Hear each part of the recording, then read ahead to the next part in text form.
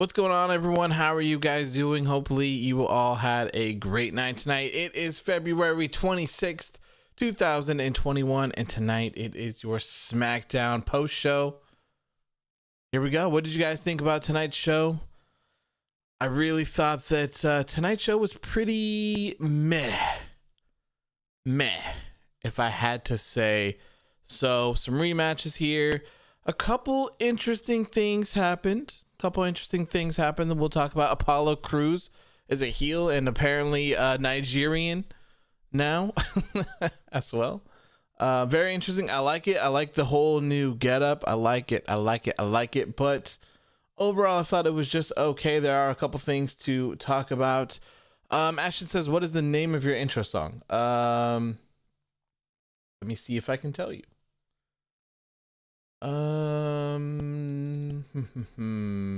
Show, man, I can't remember where I put the songs at. They are somewhere. I don't know. I'll have to find them. I can't remember where I put them, but they are just they're just from the YouTube music library. Marcel says New Japan Pro Wrestling Strong is on right now. The main event should be at about 30 minutes. Yeah, Moxley versus Kenta for the IWGP United States Championship. Marcel says, should I tell you the result when it happens? I'll be kind of paying a close attention to it on Twitter, but I think we all know who's winning that one.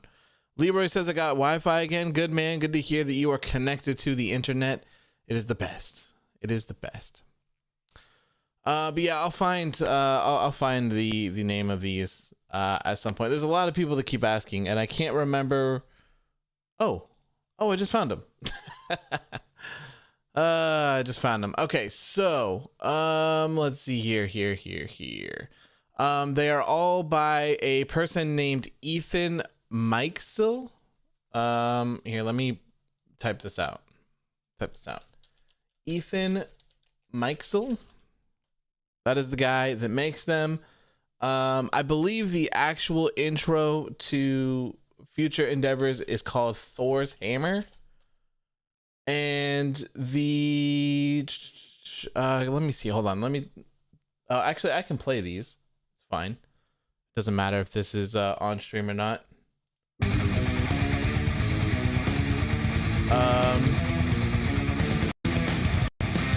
Yeah, so the other one is Fight or Flight.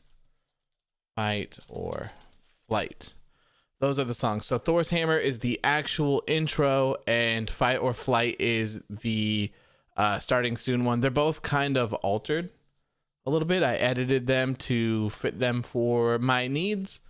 But yeah, those are the ones. They are on the YouTube music library or whatever. And yeah, they're free to use. But don't use them. They're mine. Okay? They're mine. They are mine now. They're mine. Ashton says Apollo's new gimmick, the Nigerian Prince Apollo. Yes. He needs you to cash a check for him and send him back 70% of it.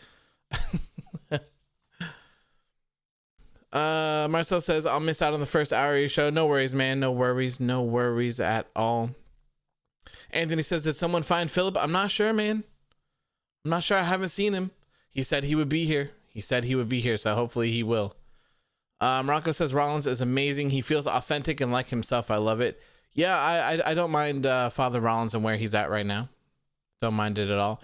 And you know what? Something very exciting. If this SmackDown show goes as expected, I should cross that monetization threshold tonight. Oh, yes. The sweet monetization threshold. I cannot wait to finally get it. It's going to be so exciting. I know that I'm probably only going to get like 10 cents for a video or something like that, but it'll be cool. It'll be a whole new journey, like a whole new start to all of this. I've never had a YouTube page with monetization on it before, so I'm very excited. Very, very, very excited. Hopefully the process to actually get it going isn't very long, so hopefully like I can apply for it like tomorrow or something and just have it. That'd be pretty dope. How's it going, James? How are you doing? Good to see you. Flash says we need more of an Apollo Killmonger. Yes. I like everything about this whole Apollo Crews heel turn thing. I just don't want the accent. That's all. I could really go without the accent. That is about all. You know, this whole like YouTube chat thing has kind of been bugging me for a while, and I've never gone through and actually changed it. So let me turn this into like studio mode here really quick and see if I can't actually. I'll just do it live. Do it live right here. See if I can actually like fix this to make it like actually fit and not look stupid. Oh yeah, look at that. That looks so much better. I like it. Okay. There we go. So much better. Okay. Anthony says, I like that white suit that Rollins was wearing. Yes, I love Father Rollins' attire recently. It's great. Molly Man says, I love Sasha Banks, but her laugh is worse than Seth Rollins' laugh. The Sasha Banks laugh, man, it kills me. It's even worse than the It's Boss Time scream. It's worse. It's gotta be. Hoodie says that Father Rollins getting swung while holding the microphone was such good shit. And I couldn't agree more. I loved it. I love that. It made Cesaro look great. So hopefully their feud continues. Maybe, I don't know. Does their feud go to Fastlane and die? Or do they make it go all the way to WrestleMania? Cesaro versus Father Rollins at Mania? Or maybe do we have Cesaro and Father Rollins at Fastlane, and then Rollins and Daniel Bryan at WrestleMania? John says, random question, but favorite 5 WWE matches of all time? I wouldn't be able to list that off right off the top of my head. I'm not one of those people. That has like a library of my favorite things. Like I'd have to go through and look and like be reminded probably as well. Punk says Jamaican Apollo, cool. Can I do the Apollo accent? No, I could not.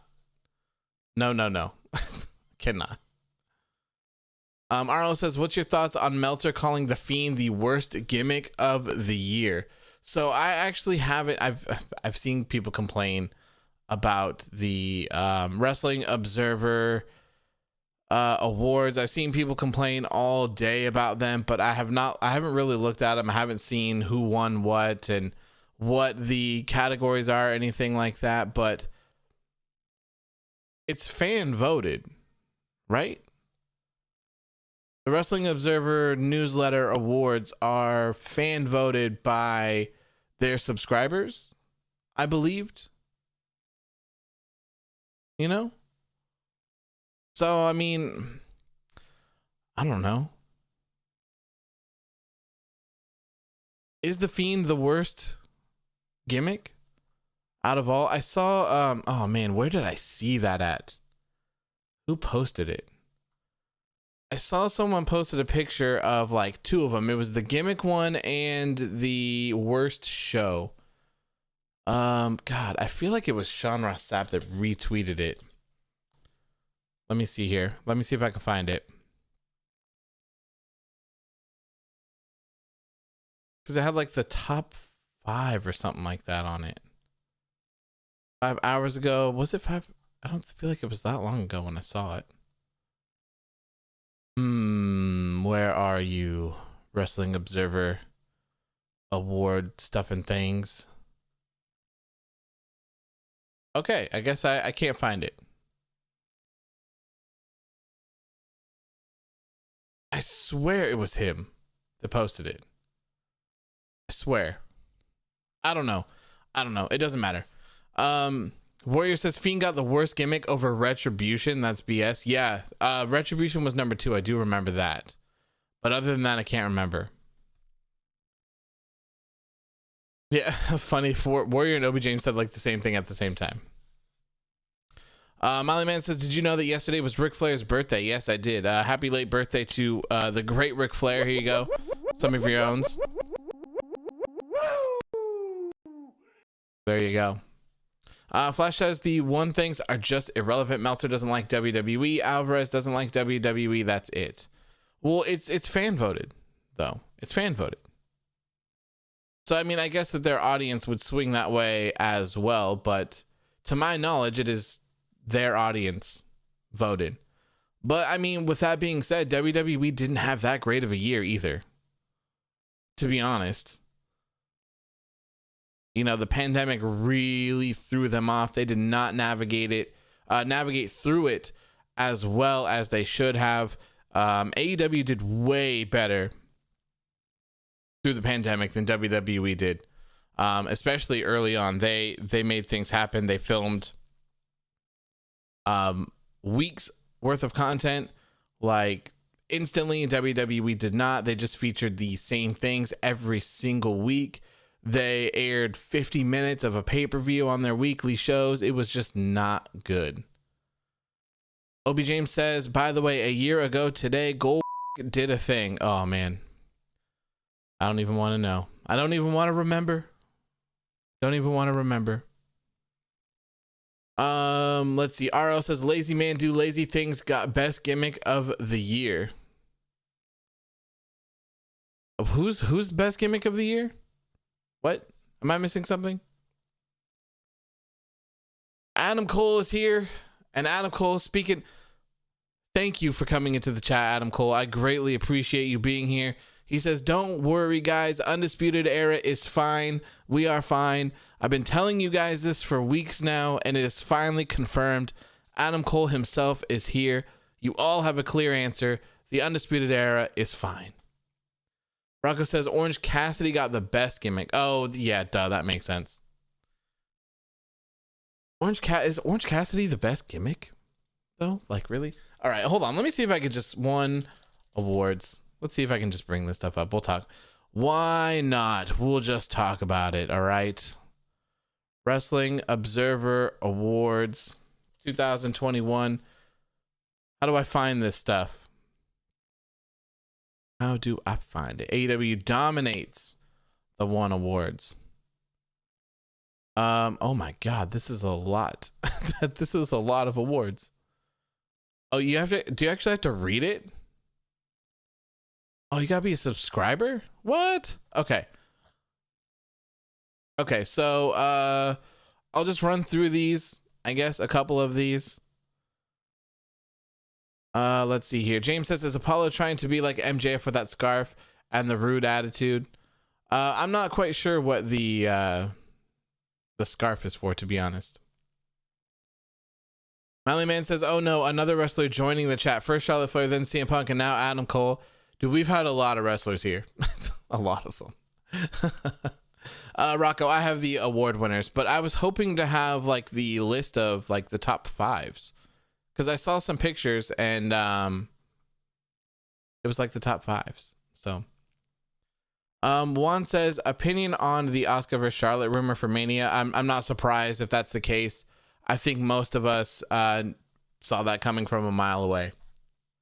Okay, so let's talk a little bit about these here. Wrestler of the Year goes to Jon Moxley. I'm not mad at that. I'm not mad at that at all. I would say that for me, if this was me personally picking, I might have a hard time picking between Jon Moxley and Drew McIntyre. That's me. That's me. Most outstanding wrestler. The winner is the current AEW World Champion, Kenny Omega. No problems with that. Tag Team of the Year is the AEW World Tag Team Champions, the Young Bucks. I would make an argument for FTR being on there just because of impact alone. This one would be hard for me. I would do Bucks, FTR, and maybe Kenny Omega and Hangman Adam Page as a top three. Street Profits had a pretty good year too, didn't they? Street Profits, they could be up in there as well. Best on interviews, Eddie Kingston, I have no clue on that one. Promotion of the year, the winner is AEW. No doubt about that. I think in my books I would have AEW as well. Flash says this one debate deserves a Discord call. Should we do that on Sunday?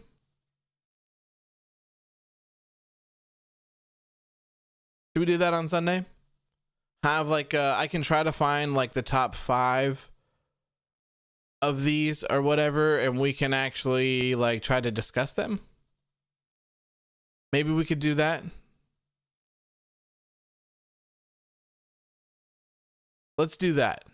Let's put this to the side. I'll try and get as much information as possible as I can, and we'll try to do this on Sunday. We'll discuss these, and we'll bring back Discord, and you guys can hop in and tell us your favorites. Mason, no worries, man. Glad to see you. Glad to see you stop by. So, okay, so that's what I'm gonna do this weekend. On Sunday, we will have a monetization special, a Sunday special. And we'll talk about the Wrestling Observer Newsletter Awards. And I'll pick, maybe I'll do a poll on YouTube or on Instagram or something like that. I'll do a poll and we'll go over the ones that we want to talk about the most. And I'll bring you guys in and you can talk about them. And maybe we'll go like top 3, top 5 or something for each one. I think that'd be a pretty cool thing to do. So we'll save that for Sunday. Let me save this so that I don't forget. Okay. So we'll get onto that later on Sunday. Basili says that would be the 3rd time at WrestleMania that Charlotte and Asuka fight, and they really don't care about Asuka. They really don't care about Asuka at all. It sucks, man. It really sucks because Asuka is amazing. She is amazing. She deserves so much better than what she's getting right now.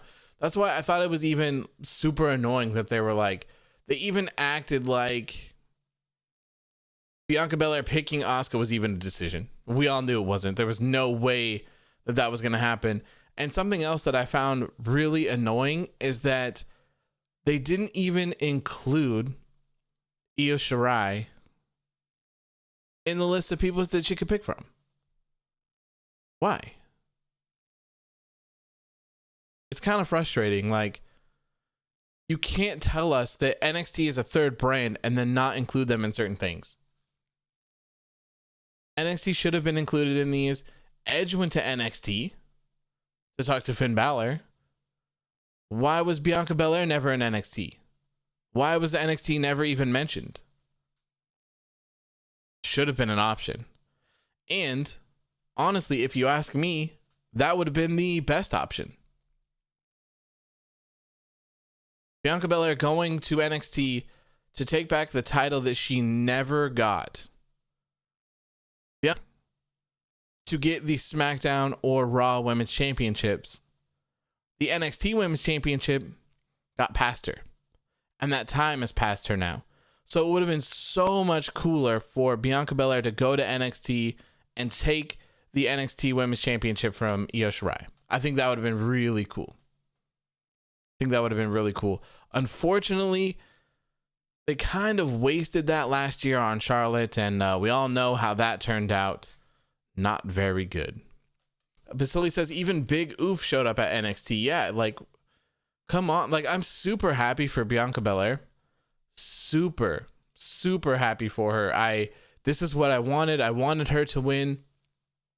I think that this was the best way, but she's been like her whole entire Royal Rumble thing it's really just seemed like an afterthought. Like, they don't really care about it. They don't really care to hype it up that much.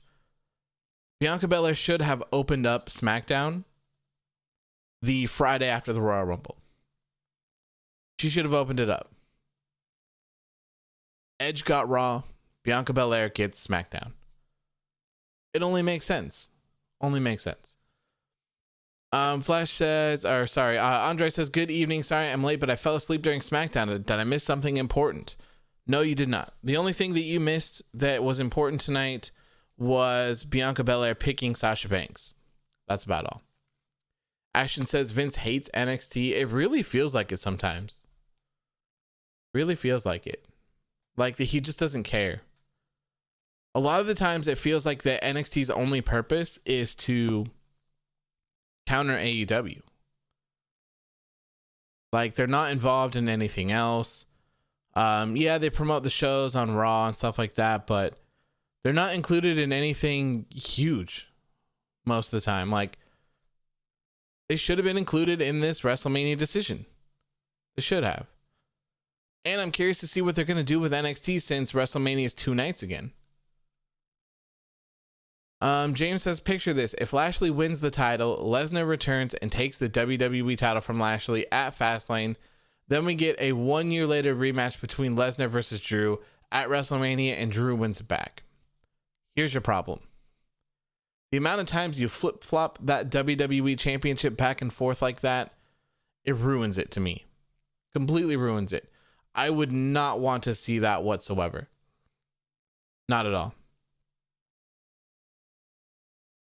Especially just for Drew to get it back. Like, Drew had an amazing run for a very long time, but at this point in the current situation that we're in, I feel like it's just time to move on. You know, I really feel like it's just time to move on and work on something else. Drew's been at the top for so long. Bobby Lashley has been killing it lately. Just have The Miz be a transitional champion, have Bobby Lashley get it, and then it's off to the races from there. I would love to see Bobby Lashley versus Brock Lesnar for the WWE Championship at WrestleMania. I would love it. Warrior says that's way too many hoops to jump through just to put the belt back on Drew. Yeah, I completely agree. Completely agree. And, you know, McIntyre has kind of ran out of opponents. You know, there's not really much else going on for him at the moment. So I would love to see Bobby Lashley get a reign. He's a heel. The Hurt Business is fantastic. The Hurt Business are the Raw Tag Team Champions as well. So, like, there's a lot of really good stuff going on right now with Bobby Lashley and his faction. I think it's time to show them some love.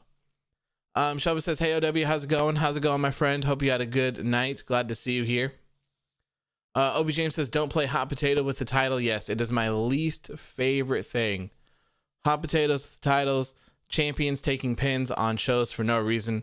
I can't stand it. Can't stand it. I also hate it when champions don't come out last, and I hate it when champions don't get entrances. They did that last week for Raw or whatever.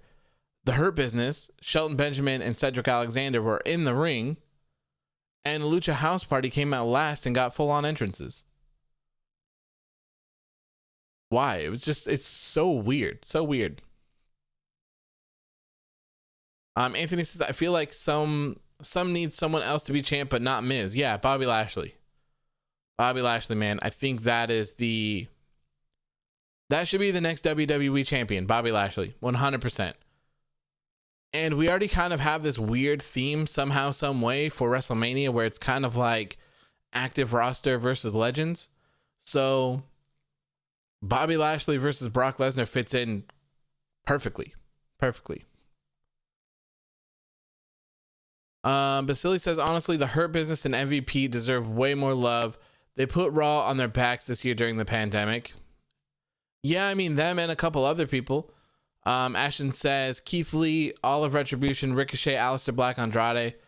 Yeah, I mean, let's not forget that Andrade, Angel Garza, and Zelina Vega pretty much ran Raw. Los was featured on every single show multiple times. I mean, God, there was an episode of Raw where like the whole entire show was just Los, pretty much. They had like back-to-back matches, took up the whole entire thing. So it was pretty much Los, Asuka on commentary, and then some Hurt Business. and Drew. The rest of the stuff was like, you know. Warrior says Lashley is white hot right now. They have to run with this momentum now. Give him the title. I couldn't agree more.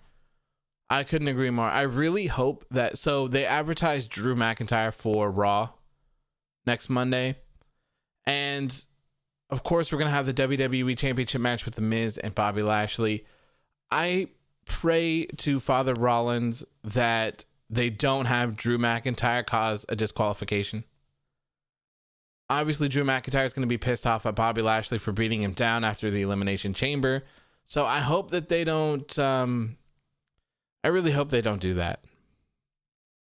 I mean, I guess if they did, I guess that you could make the title match go for Fastlane, where it would be The Miz versus Bobby Lashley versus Drew McIntyre in a triple threat.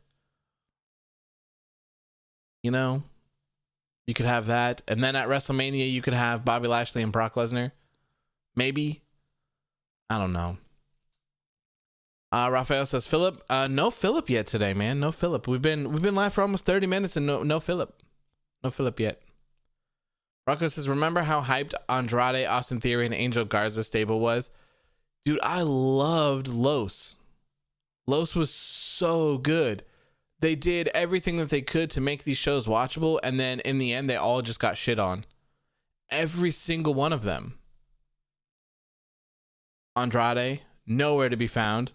Austin Theory. I mean, it's kind of hard to talk about the Austin Theory one because we don't actually know what would have happened with him. He got accused of some stuff with the whole speaking out movement that happened on Twitter. He disappeared but kind of popped back up in NXT. So I'm not sure what life would have looked like for him on the main roster without that. Angel Garza has really been an afterthought. He's been featured here and there. And Zelina Vega was released. Like, really? Like, that's what you do to the people that are carrying your show? Wow. Okay. Ashley says, update on Carlito or Nexus filling in for Philip. I have no updates, my friend. No updates. I wish I did. Michael says, finally back for one of these. Sorry, I've been busy lately. No worries, my friend. It is all good.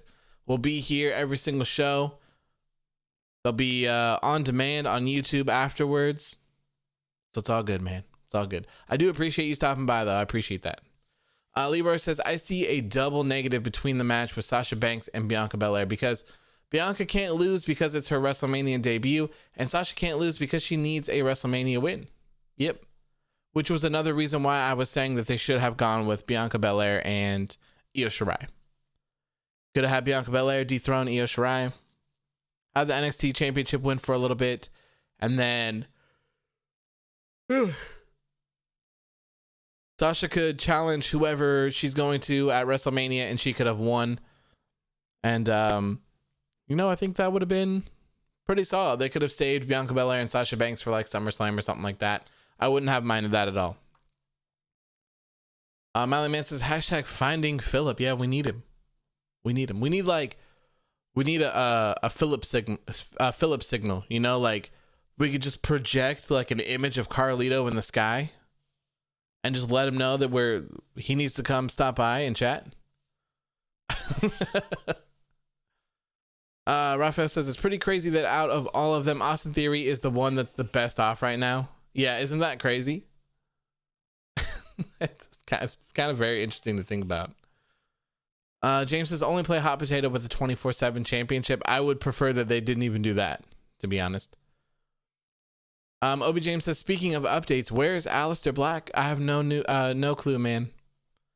No clue. I feel so bad for Aleister Black. So bad for him. So someone came to the front desk. I know, man. It's a shame. What the hell? Ashton said, Jesus. Rocco says, when Paul Heyman stopped running Raw, it got way worse. You could tell. You could tell the first episode that Paul Heyman did. Well, it was Bobby Lashley and Braun, where Bobby Lashley like speared him through the Titantron or whatever. Man, you could tell that was a Paul Heyman show. And then you could tell when it wasn't, when everyone just kind of faded away to do nothing. Look at Liv Morgan, man. Liv Morgan's out here getting squashed by Tamina in 2021. After all that build up, after all of that, and people wonder why we don't sit here and wait for things to happen. I wonder why. Arnold says, why are there so many championships in WWE? They literally mean nothing now. I don't know, man.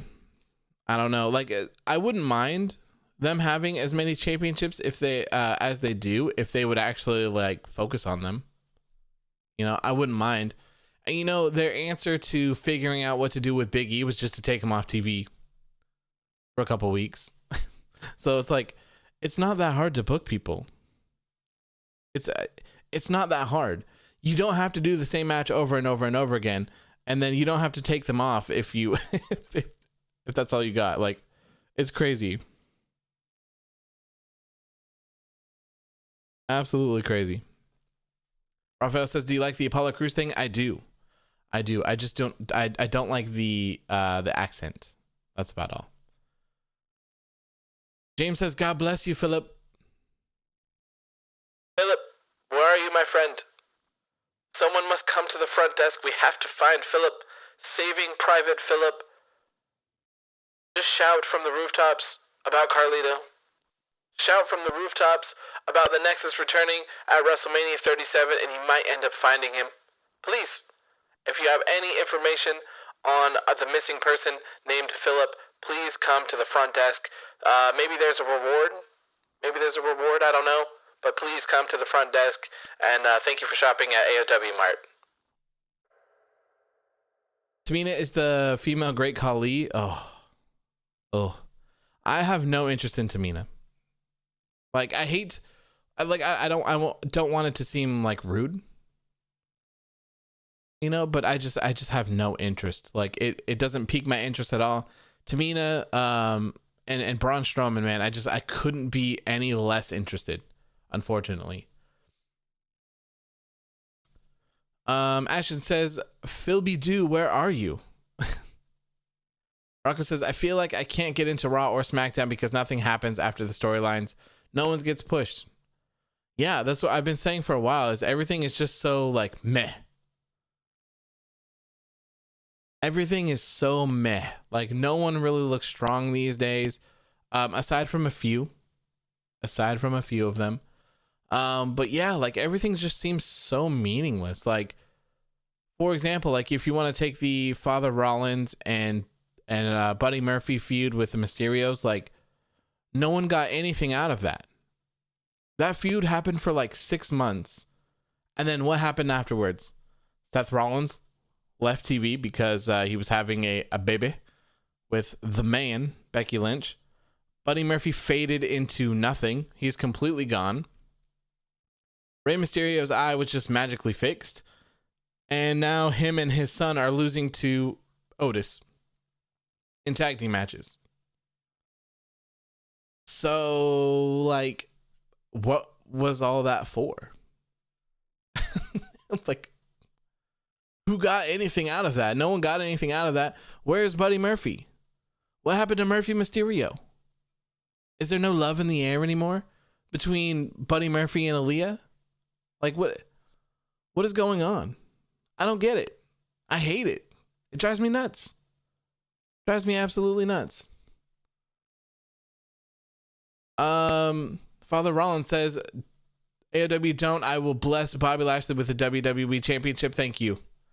We really appreciate that, great father. Leroy says, the shows I look forward to now are NXT and Dynamite. Yeah, I couldn't agree more. Couldn't agree more. Those are easily the best two wrestling shows on TV, by far. Bronco says, exactly a one-off match with nothing happened. There's nothing at all. Like, same with Tucker, Otis, and Garza, and Andrade. Like, I don't get these storylines. Yeah, I don't get it. I don't. It's a shame. It's a shame because there's so many really talented people that should be doing things, and they're just not. James says, Philip versus Humberto Carrillo should main event WrestleMania. I'd watch that. I'd watch the hell out of that. Anthony says, Murphy came back when Seth came back on SmackDown. Is he on 205 Live now? Is Murphy back on 205 Live? Warrior says Murphy beat Seth, yet Murphy is the one not in a feud and off TV for some reason. Yeah, I was thinking that whole feud was going to propel Murphy into like a decent mid-card run or something at best. Why do you focus so much on these feuds for so long only for them to not go anywhere? It's so weird. Buddy Murphy kicks ass. He's really good at what he does. So him not being on TV makes absolutely no sense. And like the dude's like ripped as hell. The dude's jacked. So you can't go off the whole like looks thing. I just don't get it. I don't get it. Arlo says, just a reminder that Father Rollins' baby's name Ro means a mixture of fat and flour in making sauces. Look it up. Really?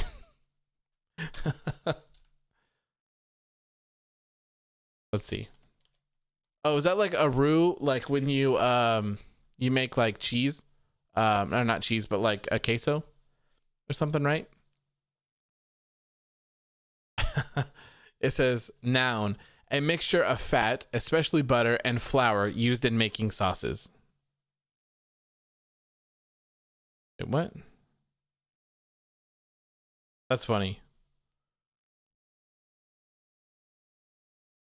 Ashton says Murphy wrestles a lot like Kenny Omega. Yeah, his running knee is incredible, man.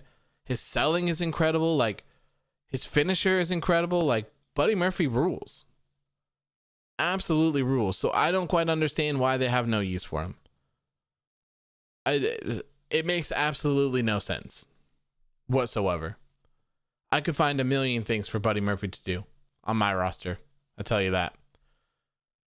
Raphael says, it's crazy how WWE just switches up on people. Nakamura won the Rumble and went to Mania. Now he's an afterthought. Black was undefeated for a year. Now he can't buy TV time. Murphy beat Seth and Bryan, and now he's gone as well. It's a shame, man. It's a real shame. And you know, if they had all of these people, oh, Moxley and Kenta's on right now. I wish I had New Japan World. Oh no. Warrior says, honestly, put Murphy in NXT, he'd have so many bangers. Yes. Murphy in NXT would be fantastic. He'd fit in very well there. Especially if they're gonna have that NXT Evolve show. Need to find some more information on that when I have some time. I'm still unfortunately, I'm still trying to catch up with all my work from when I was out of power for those 6 days. It's been crazy. James says, spring is coming. You know what that means. Somebody's going to be fired. Spring cleaning, huh? I hope not. If they do a bunch of releases again, that would suck. That would suck. RL says, just a reminder that Big Show can become the first person to win the WWE, WCW, ECW World Heavyweight, and AEW belts. Oh, God. RL, please, no. No, please. I would be so pissed. So pissed if Big Show was even in a world championship match. And what?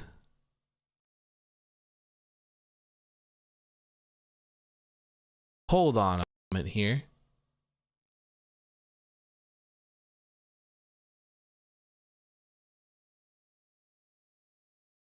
Did I see that wrong?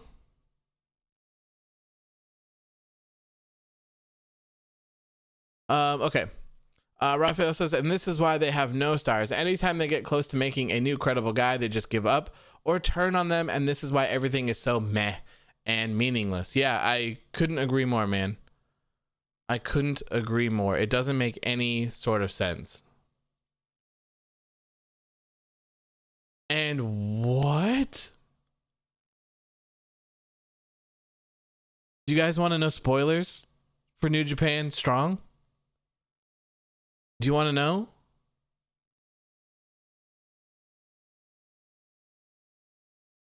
What? Why? That is this is so weird. Jon Moxley beat Kenta clean to retain. What?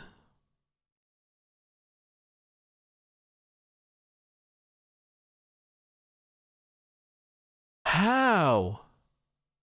Moxley won clean to retain. That is crazy. I would have bet money. I would have bet money on Kenta winning. Like, I would have bet a crazy amount of money on Moxley winning, to be honest with you. Marcel says the match was awesome. I'm going to have to go and watch it. That's crazy. All right, I got to post this. Wow. No Hack says he probably won because New Japan wants to keep Mox there. Yeah, that's a possibility for sure. Possibility for sure. I wonder if... So I assumed that he didn't have the title with him on Dynamite because Kenta won it. But I guess not, man.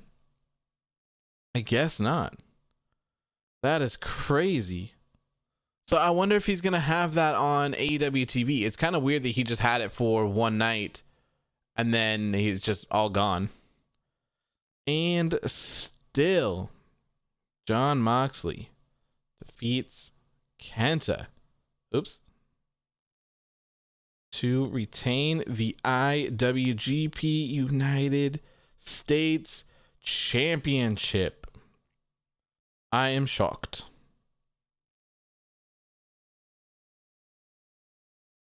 Okay. Kind of weird to do like a post show and like post at the same time. Strong, Jon Moxley, and Kenta. So I wonder if Kenta's going to be showing back up in AEW anytime soon. Marcel says the Forbidden Door is fine. Yes, it is. Yes, it is. Raphael says, I guess they don't want to have Moxley losing matches before he's about to have a world title match in the main event of a pay-per-view. Could be very true. Very true. Warrior Nation says maybe Mox retained because he's losing to Omega at Revolution and he'll be taking time off from Dynamite to do more stuff in New Japan. Sure. You know, Moxley said that he was going to be working a full-time schedule in Japan last year, but the pandemic ruined it. So he was going to be working full-time over there and full-time over here. So he would have had a crazy schedule. So maybe they're pulling the trigger on that now. Things seem to be slightly lightening up a little bit. Ashley says multitask author. Yes, it's what I do the best. It's what I do the best. Miley Man says, you know what that means? AEW is going to make the barbed wire death match title for title. They could. They certainly could. I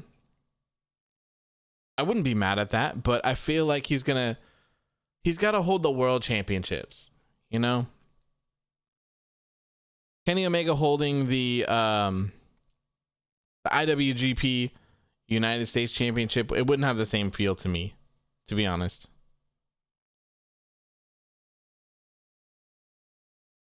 Ashley says, have we talked about the show at all yet? Nope. Sure have not. That's how we do it here. Arnold says, just a reminder that Samoa Joe was attacked by ninjas in TNA. Well, there you go. Thank you for that reminder. No Hack says, by the way, have you seen Pretty Deadly versus Gallus? Because I really enjoyed it.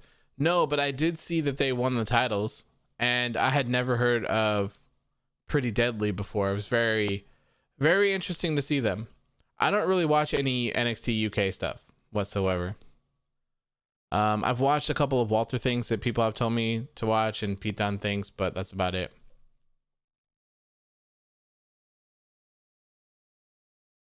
Rocco says, did you hear about Tony Khan's heat that he's getting because he said that he booked Conan's best storyline and the next day Conan was in the hospital? No. Am I missing something? What's the problem there? What's the problem with that? Maybe, I don't know, maybe I'm missing something.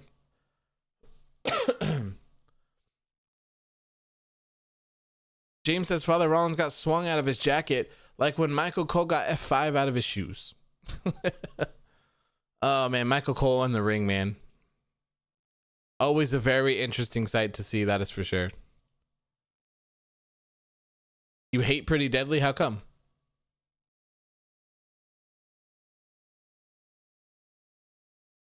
All right.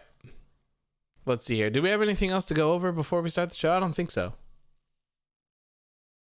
No Hack says Pretty Deadly used to be jobbers. Then they joined NXT UK and they were on a little bit of a roll before winning the titles via cheating. Oh, fair enough. Just a reminder that Umaga was amazing. Yes. Umaga was great. He is great. All right, so it is about that time here. About 50 minutes into the show. Let's start talking about SmackDown. If you're here and you haven't already subscribed yet, please make sure to hit that subscribe button. Would greatly appreciate it. Also, make sure to hit that like button as well. It helps the show do better when it gets published to YouTube. So I always appreciate you guys for doing that. And yeah, the road, like I said, the road to monetization, I believe it ends tonight. It should end tonight. We should cross that beautiful threshold of 4,000 watch hours. Absolutely insane. 4,000 watch hours. So thank you guys so much. We've been on this journey for like 3 months now. 2 months. Two or 3 months or whatever. Thank God. So this is incredible. Thank you guys so much for that. So hopefully the process for applying for that is pretty straightforward and I can have it for the show on Sunday that we're going to do for the One Awards. So I can't forget about that. I need to write that down and make sure that we go through that. That'll be a lot of fun, I think. Anthony says, if you don't sub or like Humberto, will DDT you on concrete. Ooh, yeah, that's not good, man. That is not good.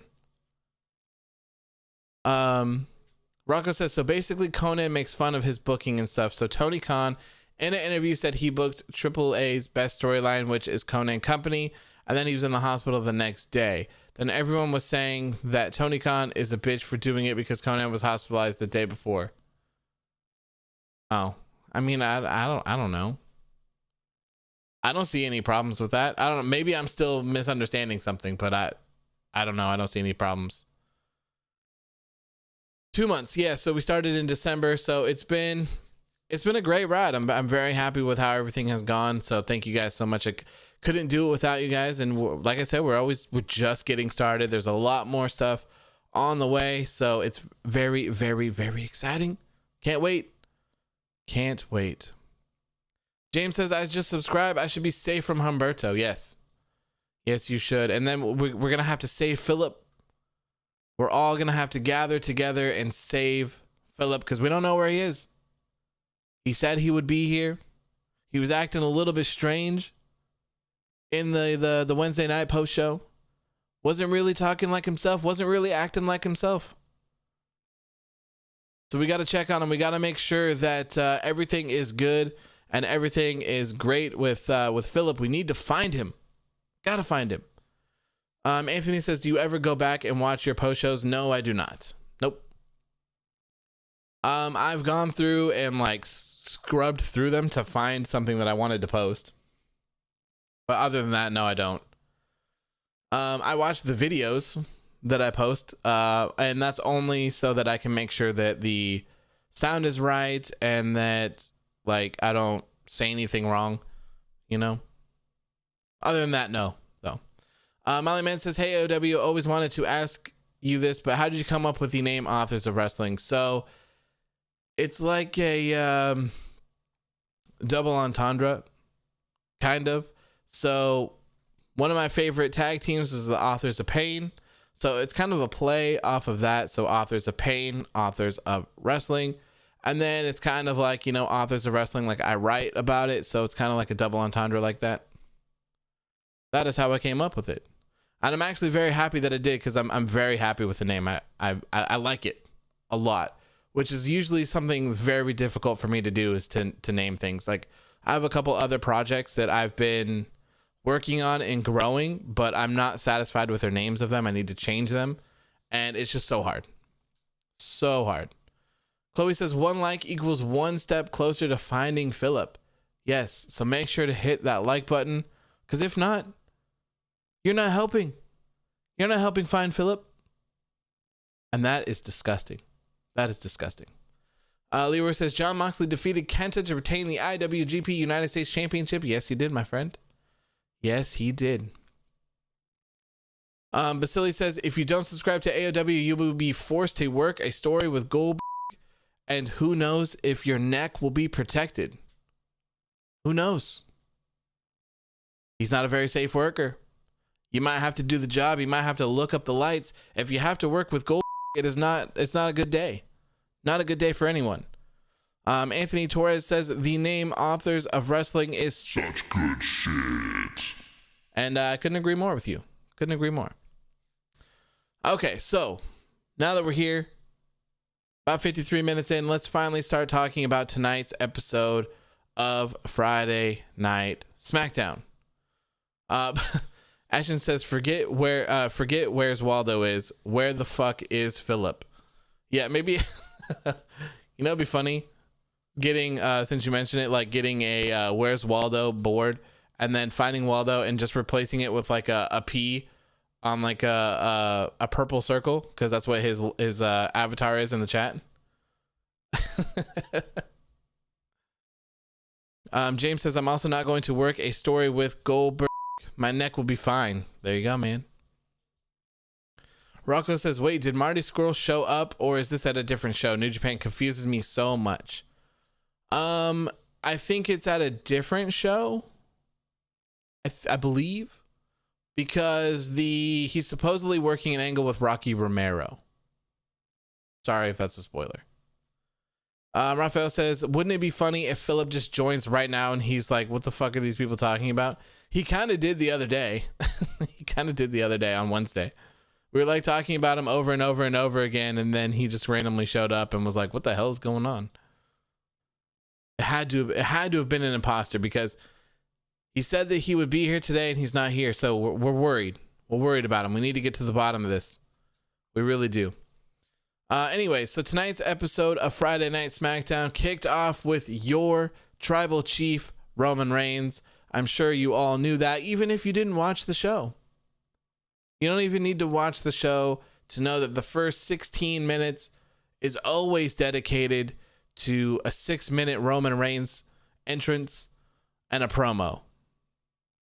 Every single week, week in and week out, it doesn't really matter. I would love to go through and count every single one of them ever since Roman's return and see how many times, like how many episodes of SmackDown total there have been since his return, and how many of them he has opened up. I bet you it's at least like 98%. It's got to be like 98%. It's a very high amount. Very high. Obi James says Roman Reigns starting SmackDown is as common as the crowd singing Judas when Jericho makes his entrance. Oh yes, I love it. I love it so much. Marcel says the New Japan Pro Wrestling fans are really salty right now. I can imagine. I really thought that Kenta would be winning it. I really did. Raphael says death, taxes, and Roman Reigns opening up SmackDown. Yep, you can always count on those. Chloe says the "you suck" chants always make me laugh. They really do. They really do. It's so funny because when WrestleMania comes around, the crowd is going to blow the roof off of that place. They're going to be cheering so loud for Roman Reigns because he is literally the best thing in the company right now. No ifs, ands, or buts about it. Roman Reigns is absolutely killing it. Absolutely killing it.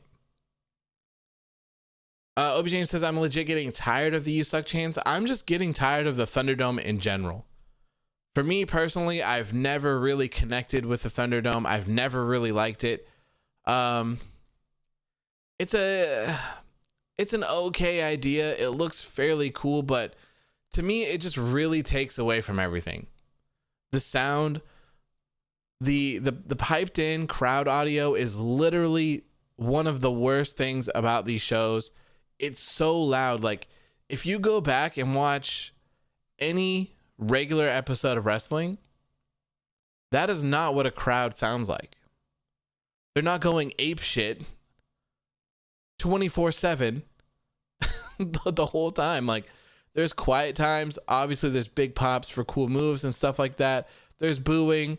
There's chants and all that stuff, but they're not constantly cheering.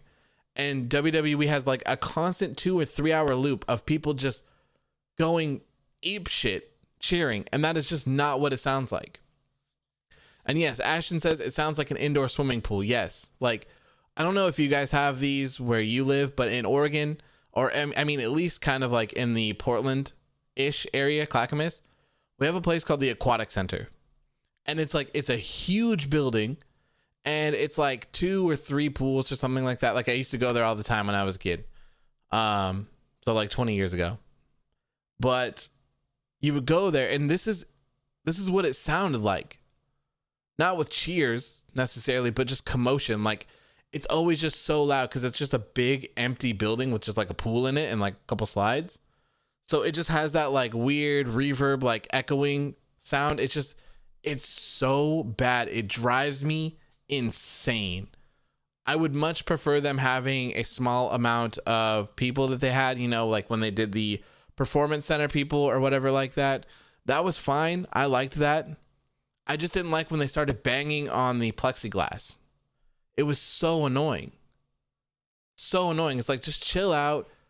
Like, at least go back and watch your tapes, right? And at least try to mimic them the best that you can and play those. Kind of have it like a formula through it. Don't just put a huge crowd going crazy through the whole entire thing. Chloe says, I got the Roman Reigns statistics already? How? How would you do that? All right, what are they? I'm very interested in knowing this.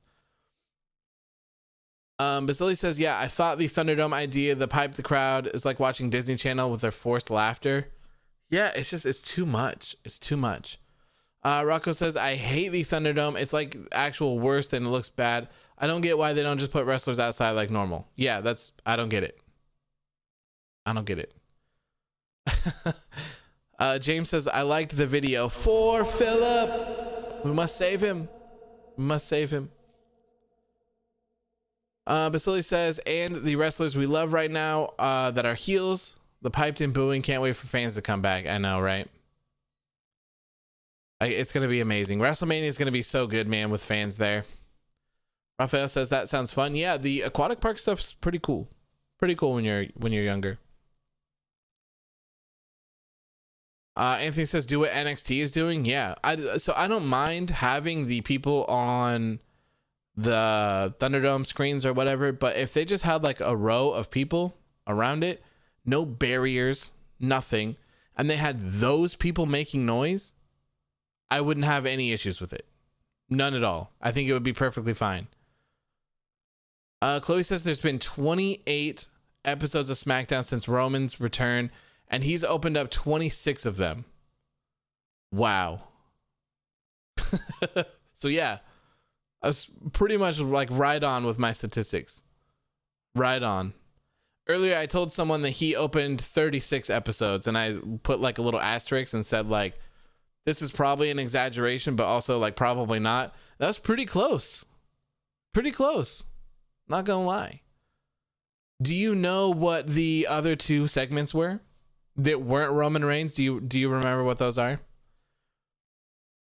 Raphael says, I remember like this kid cheering and screaming sound that sometimes plays in WWE 2K. And there was one episode of Raw where I heard it like 4 times and I was able to make the connection right away. Yeah, so there's an episode of Botchamania. I can't remember which one it is, but they have the segment from Raw or SmackDown, and then they have the game, and they play the Raw one first, then they play the game one, and then they layer them over the top of each other, and it's the exact same audio.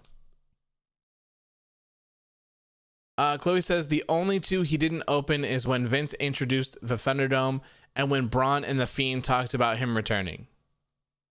Wow.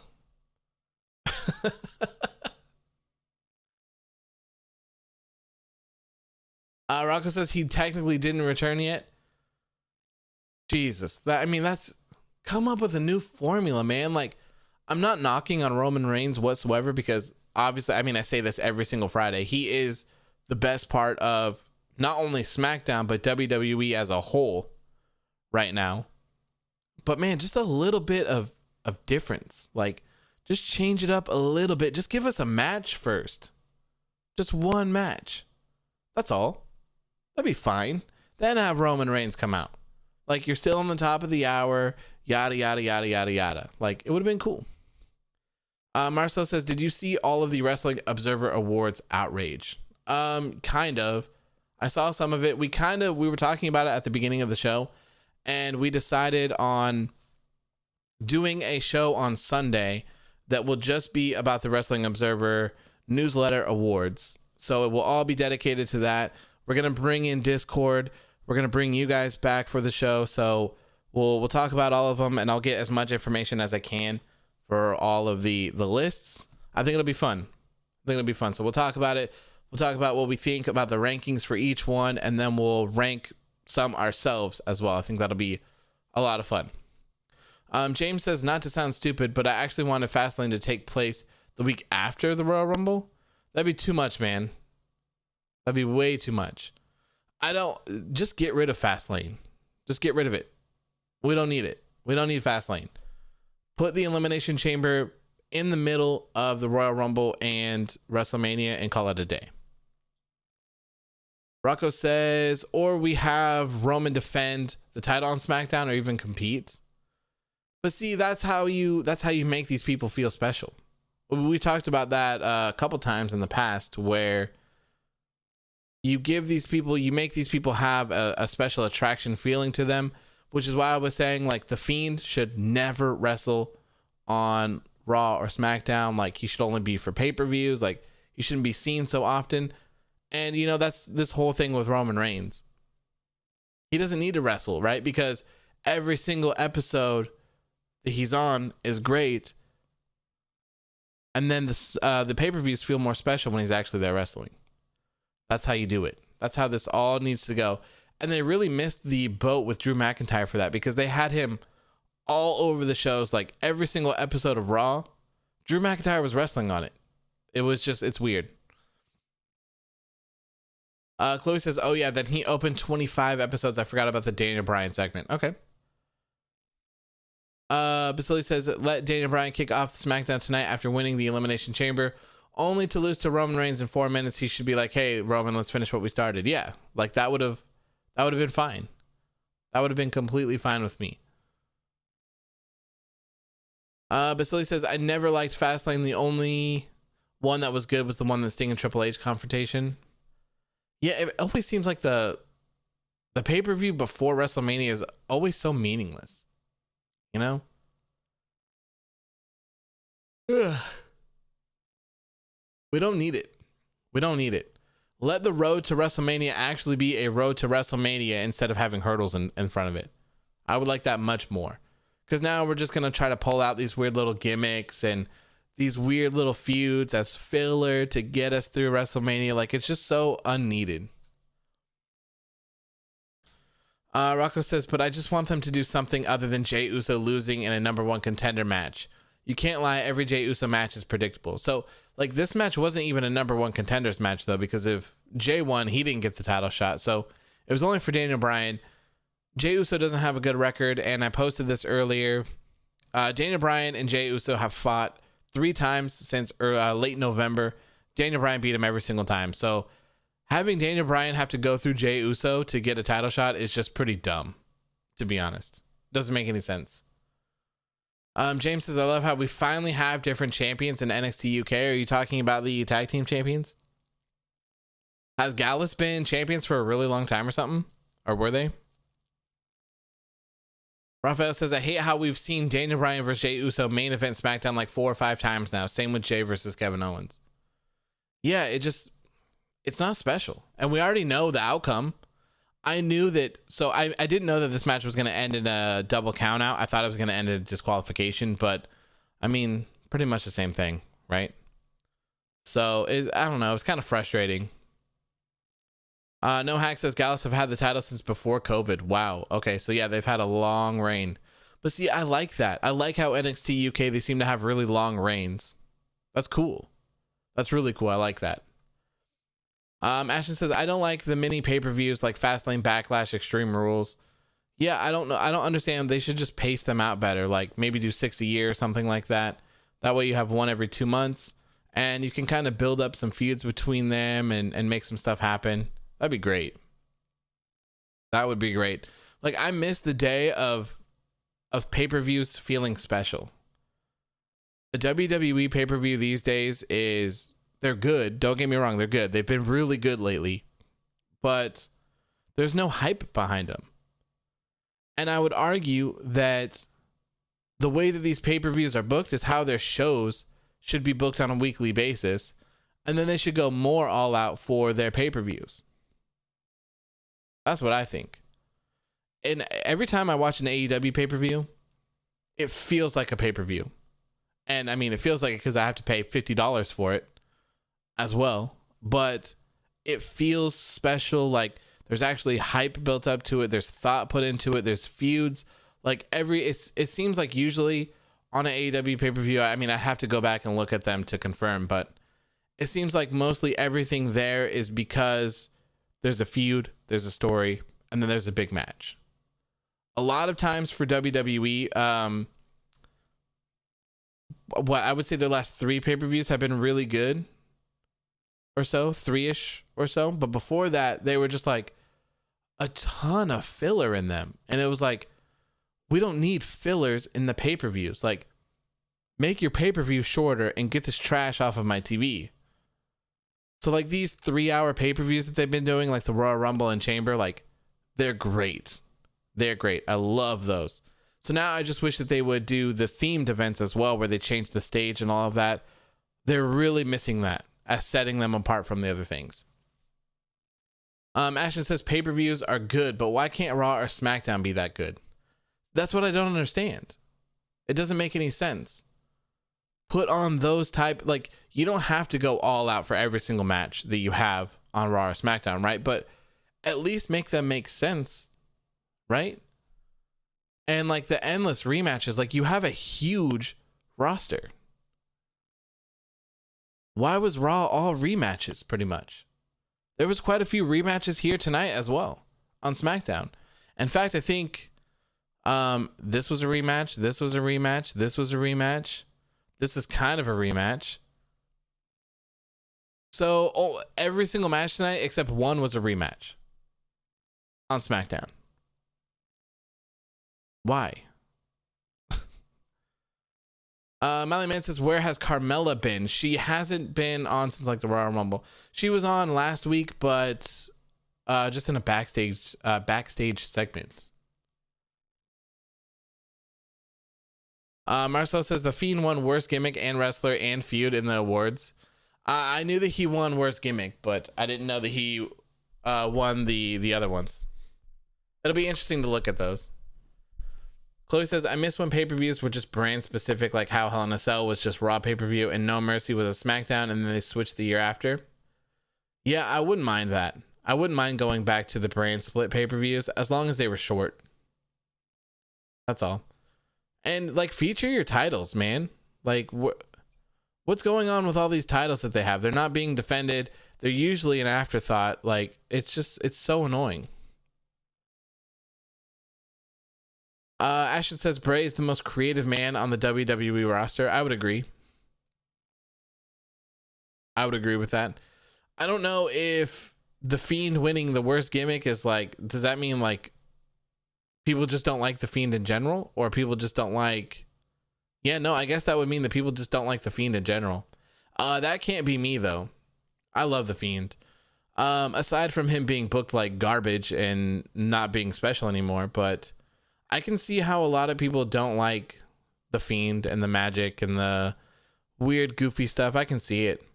I saw that Alexa Bliss was like number 3 on that as well. I can't remember off the top of my head, but I think it was like the Fiend and then Retribution and then Alexa Bliss.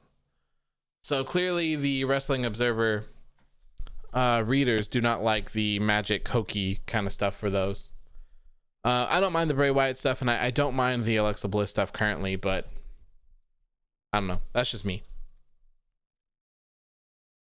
Okay, Raphael says in WWE there's a feud, no story, 3 matches between them on Raw leading up to it, and then a run back of the match at the pay-per-view. Either that or they realize they'll need a match, so they make it in a week. Pretty much. Marcel says the Fiend is too out there. Yeah, I mean, I completely understand why people didn't like it or don't like it. I understand that. Like, I love the Fiend. I love, like, me personally, I love the whole Matt Hardy, like the whole broken universe, the broken gimmick. I love all of that stuff. I understand why some people don't. And I don't think there's anything wrong with not liking those. But I do. I don't like seeing so many of them, but I think those specific ones in general were good. Obi James says, why wasn't Tozawa not listed as the worst gimmick? His like little ninja gimmick that he had.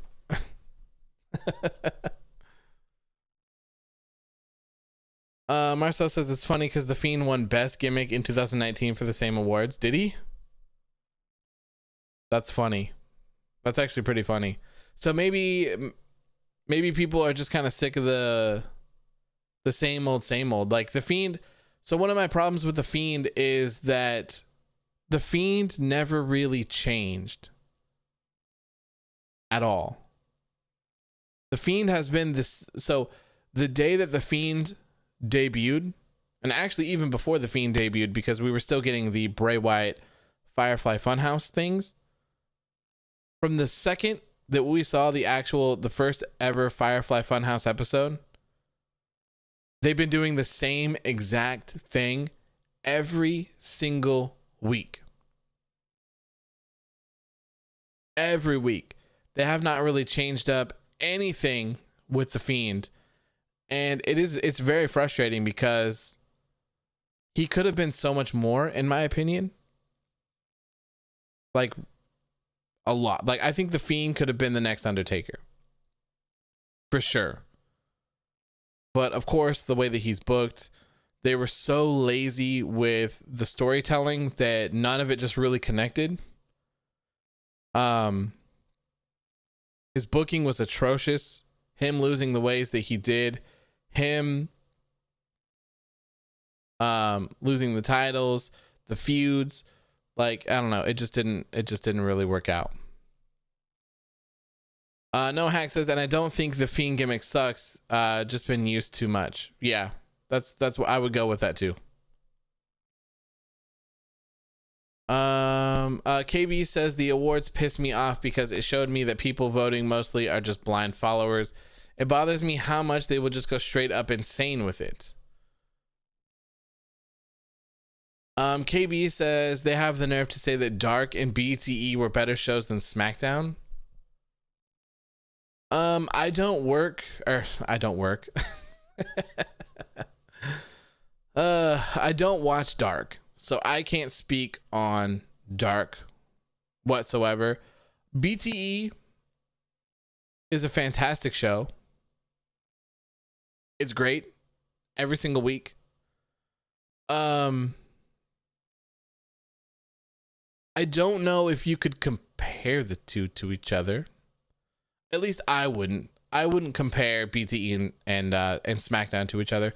You could probably compare Dark and SmackDown to each other. I don't know. I don't watch it. All I know is that it's just a bunch of matches on YouTube. That's pretty much all I know about it. I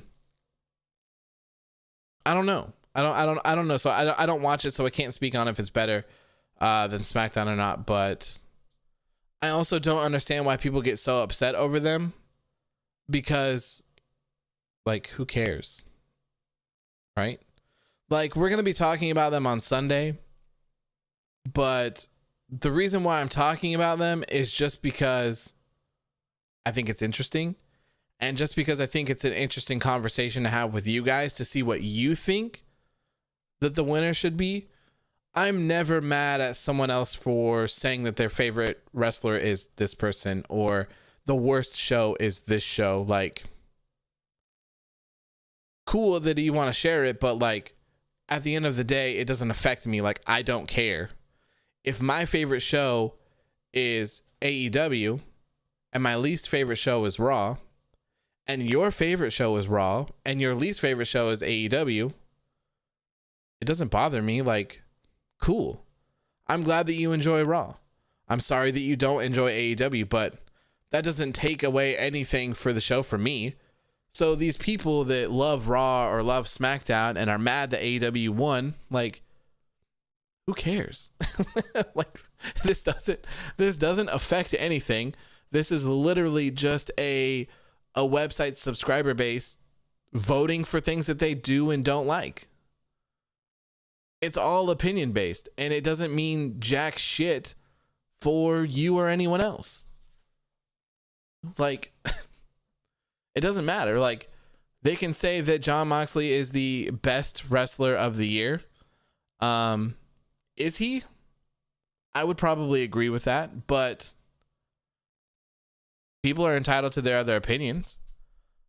Like I said earlier, you could make the argument that Drew McIntyre was one of the best. I would agree with that. Roman Reigns wasn't there enough for to be counted, in my opinion, so I wouldn't put him in there. The top two for me would be Jon Moxley and Drew McIntyre. Would I care if yours was something else? No.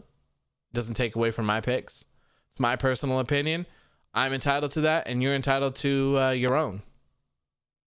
And especially, like, I don't know, like, I've never understood the fascination of not liking what someone says and, like, being mad at them for it. Like, I don't care if Dave Meltzer thinks that every single Kenny Omega match is a 15-star classic. I don't care. I like them as well myself. I don't care what this guy likes. Like, it doesn't bother me. It doesn't bother me whatsoever. So I don't understand why people fixate so much on these sorts of things. Slava says Bo Dallas was the best wrestler of 2020. There you go. Even though Bo Dallas is the best wrestler of 2020, even though he didn't wrestle. There you go. James says, can you say it's Sting with the echo effect? It's Sting! Chloe says it's not a real post show if we don't get an AOW promo. There you go. There you go. People get mad at me for saying things like, I mean, it's cool that people, you know, that my account has grown and that, like, you guys are here for my post shows and stuff. But, like, at the end of the day, who gives a shit what I do and don't like, you know? My favorite wrestler is Andrade. Like, if you don't agree with that, like, I don't care. I like Andrade personally, like, and I like Hangman Adam Page as well. I would say that those two are my favorites, but, like, that doesn't affect anyone else. Like, you're still entitled to think who you like, who you connect with the most. Like, I don't know. I don't get it. I never get it. I'll never understand. But, you know, shout out to AEW for cleaning up house. You know, I think that they deserve some of them. Tony Khan won some awards as well. Like, good for him. Good for him. All he had to do was Bo leave, says Ashton. Yes. Marcel says only WWE fans get mad at them. Yeah, it seems like that was the case. I saw a lot of people mad about that. But like, if you're not happy with the Wrestling Observer newsletter awards, like, make your own awards. I've actually seen a couple of website people who do their own awards. So like, just do your own. There you go. Now everyone can get the awards that you feel like they deserve. KB says, I'm not mad at it, but it's just weird how people can say that a gimmick is worse than a cum joke compilation. Good on AEW though, for most part, even though I don't agree with everything.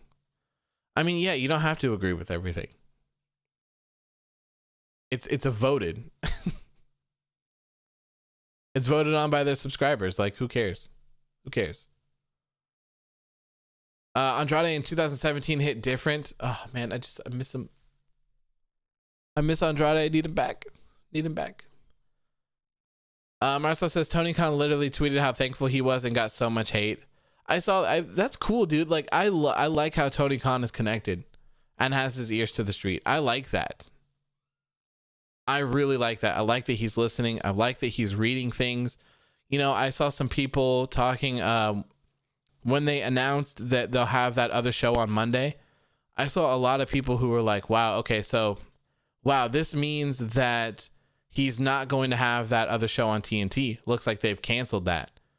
And it was like some weird ass long thread that someone went through, and he like ended up going through and reading them and replied to them saying like, hey, no, we are still going to have our TNT show, but this is just another dark. So it's really cool that he keeps his ears to the street like that, and he replies and acknowledges things. I really like that. And I also really like the media scrums afterwards, after the pay-per-views, where he talks and talks to people, lets them ask questions and answers them as honestly as he possibly can. Like, I love that. I love it. I couldn't ask for a better promoter for AEW, to be honest. Like, I'm so impressed with what he's done. No arguments. Marcel says Khan literally thanks the fans every week. Yeah, I love it. I love that he comes out before and he's like, hey, look, we have a great show planned for you. Please don't cuss on TV. And have a great night. Like, I love that. I like how hands-on he is. It's really great. Rocco says, I love the media scrums. I rewatch all of them. Yeah, it's so good. And like he was like pissed that Pharaoh got mad or like got scared from the pyro when Cody came out with him. Like, he was like mad about that on the media scrum. I'm like the horse and stuff like that for Hangman. Like, I like it. I like the honesty. I like connecting with your audience and stuff like that. So I'll never fault him for stuff like that. I really like it. Like 20-30 minutes. Okay, so KB says Tony Khan doesn't deserve the hate at all, but like, why do people hate him so bad? He even shouted out Jim Cornette. Cornette isn't even nice about talking to him. I don't know why. I'll never understand why people hate other people like this. I don't know. It doesn't make sense. Obi James says Tony Khan gives a fucks and I love it. Yeah, I love the connection. It means so much to me as a fan. It does. And like, even I think he admitted, like the Nightmare Collective, where he was like, yeah, I wish we wouldn't have done that. Or there was something that happened where he was like, look, I know, I wish we wouldn't have done that, but it is what it is. And we're moving forward,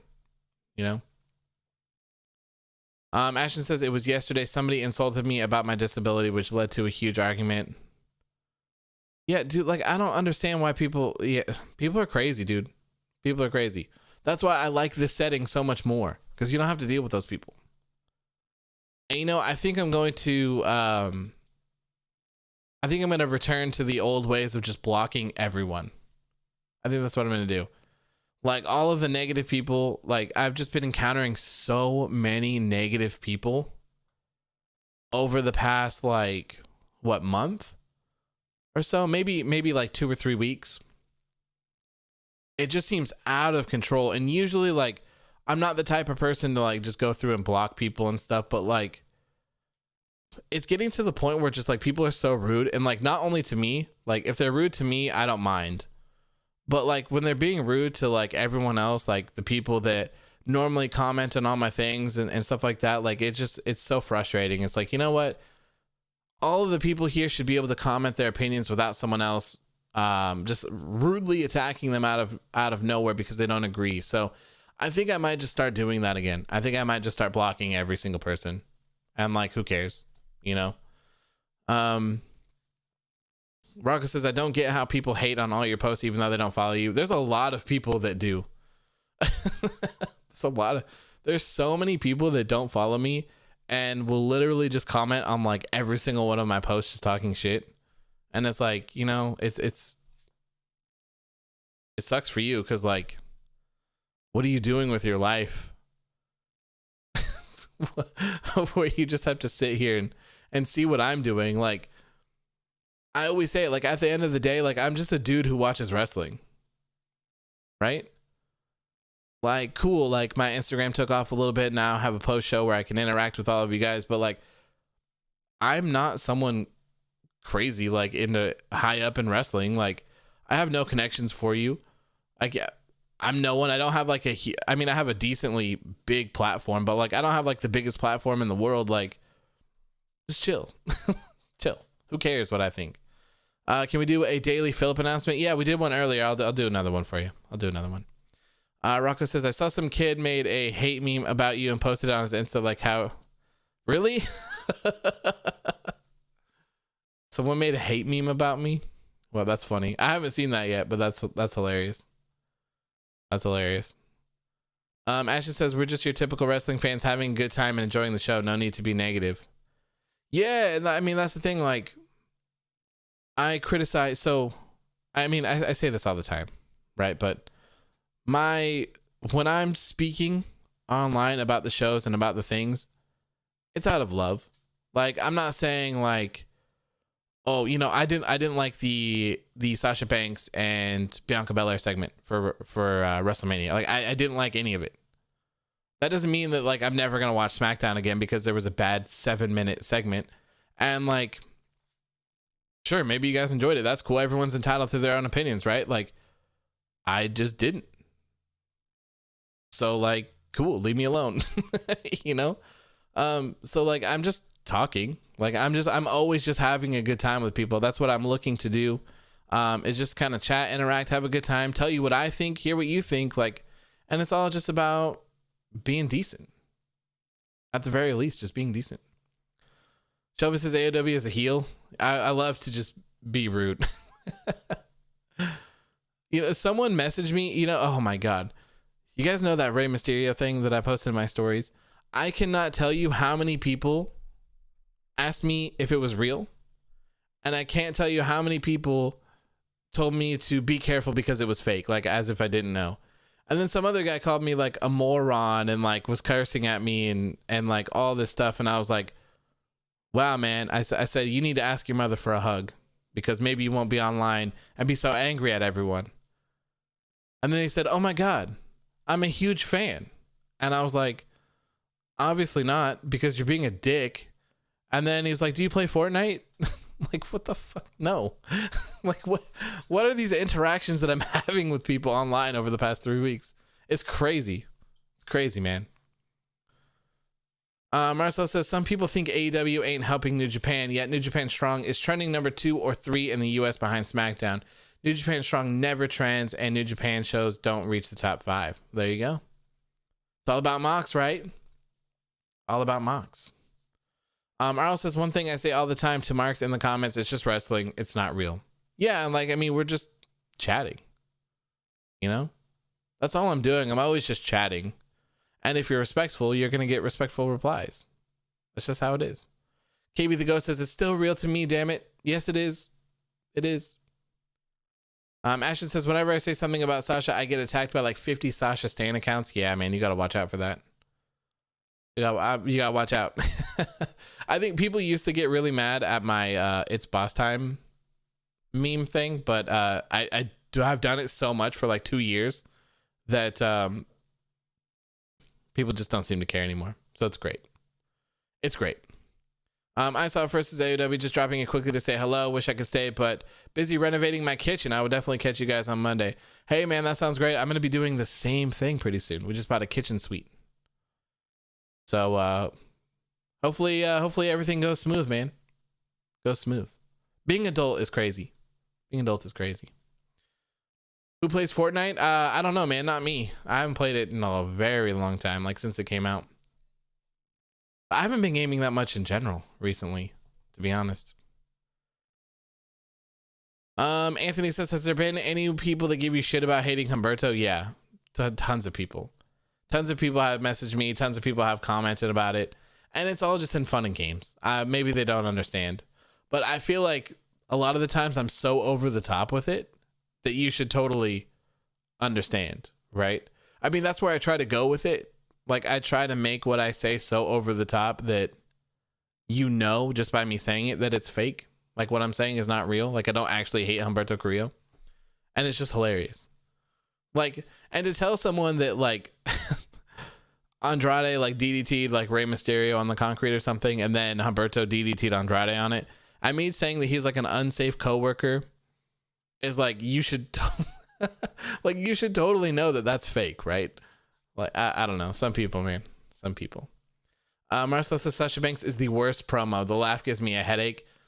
Oh, the laugh is so bad. It's so bad. Ryan says, did you see what WWE just tweeted about Conor McGregor? No, but I do have Twitter up. So we shall see. Kenta says, I really enjoyed the last few months. I just get back up again because my soul is still here. Thank you and goodbye, my dear briefcase. Oh, wow. Excalibur won Best Television Announcer on the one. Okay, what am I doing? WWE. One tweet in the last hour. Finn Balor versus the Notorious MMA. Triple H is down. Why would Finn Balor and Conor McGregor be going toe to toe? What is going on here? Triple H opened the door for a notorious WWE encounter after Conor McGregor and Finn Balor found themselves in a Twitter exchange. A tweet from the NXT champion caught the attention of McGregor as the post featured an action figure portrayal of the two Irish combat champions inside the ring with Triple H.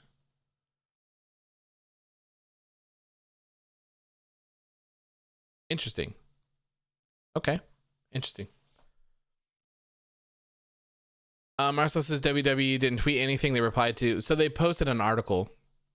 They posted an article for it. Molly Man says AOW isn't a bad guy or a good guy. He is the guy. 100%. There's some woos for that one. Woos for that one. Yeah, that's right. Chloe says someone on your post DM'd me saying Humberto versus Goldberg would never kidnap someone and called me an idiot. I'm telling you, the past 3 weeks or so, the people on Instagram have been moving a little bit different. They've been moving a little bit different. That's all I'm gonna say. I don't know what's been going on, but something has changed. Something has changed a little bit. Triple H challenged Elon Musk for a WrestleMania match. I hope it is Triple H and AJ Styles. I hope we see that. KB says, I remember someone legit wanting to kill me one time because I remember I said something about, honestly, think AEW wouldn't be here without Ring of Honor and New Japan. They took it way out of context. People are crazy, man. I said that I was going to All Out in Chicago, and some guy messaged me and was like threatening to beat me up. And I was like, well, cool, bro. Like, I'm going to be in Chicago. So like, pull up. And he said that he was going to rip my nose off and eat it because, and the reason being is that All Out wasn't actually in Chicago. It was in like Schaumburg or some shit like that. I was like, man, you need to like reevaluate your life, my dude. This is what you're getting mad at. Never been there. I don't know what the hell is going on. It's advertised as being in Chicago, so I'm gonna tell you that it's in Chicago. Like, no one else cares. People are crazy. Vasily says it's the people that have turned heel. Yeah, to say the least, man. Oof. Oof. We're sleeping on Sheamus. I think Sheamus will have something interesting to do for WrestleMania. I think. Raphael says people just being menaces to society these days. Yeah. 100%. 100%. Like I don't get it. I don't get it. Okay. So we've gotten like way off here. It's been like an hour and 37 minutes. We haven't even really talked about this show. So we're going to have to run through this thing pretty quick. Cause I have about 2 hours. So I got a lot of stuff to do. I have someone coming over for some work tomorrow to do some voiceover things for a video we're doing for an apartment. So I need to make sure that I wrap this up at a decent amount of time. Oh, I meant with the whole Irish thing going in the comments. Oh, I see. I gotcha. Okay. All right. Let's get on with this. So Roman Reigns opened the show. We all know this, right? It's Friday. We all understand that. Daniel Bryan ended up coming out here because Roman Reigns was talking about how he destroyed, I think the word he might have used was smashed Daniel Bryan's after the Elimination Chamber, and he retained his Universal Championship.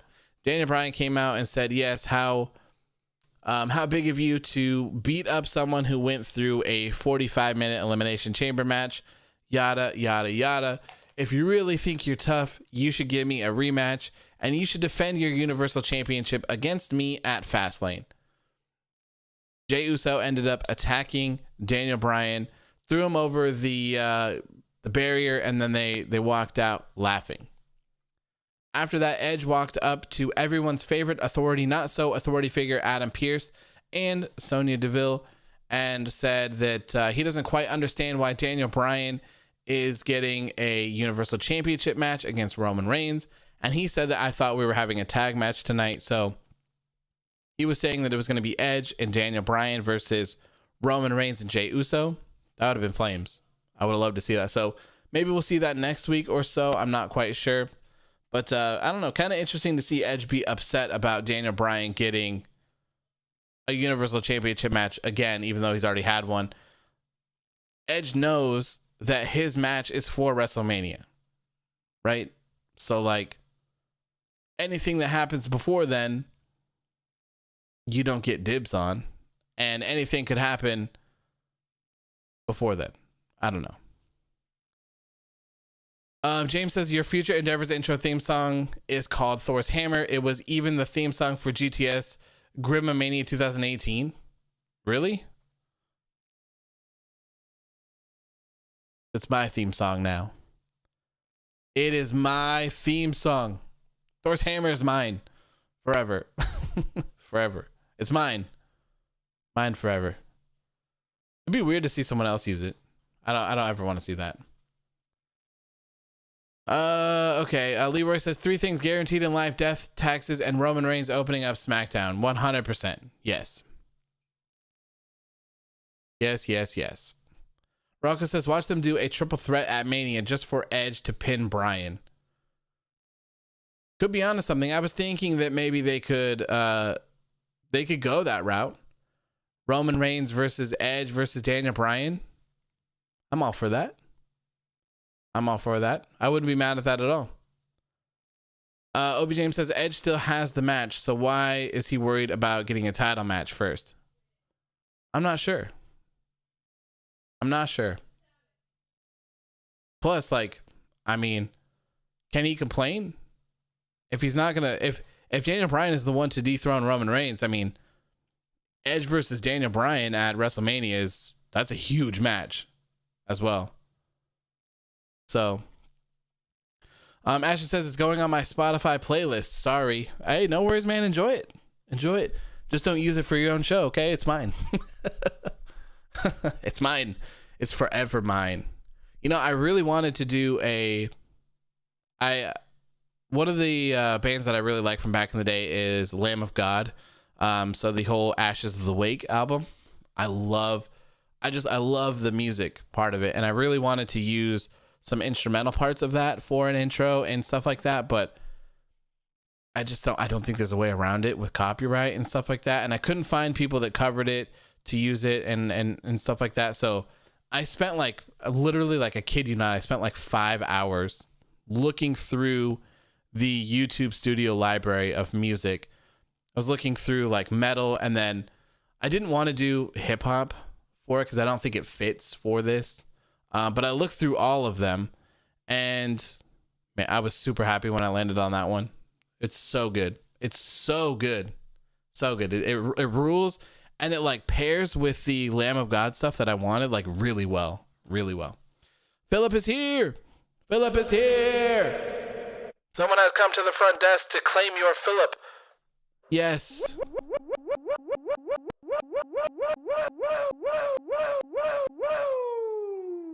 Welcome, Philip. We have missed you, my friend.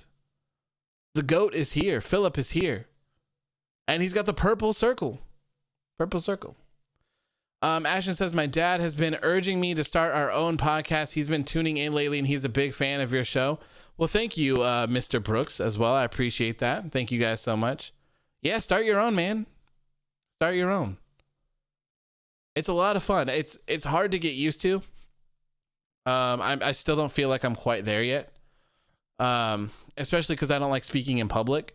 So sometimes, you know, like, I mean, the first show was hard because there was a couple hundred people here, but so like seeing that number is a little bit rough sometimes when you're speaking, but it's fun.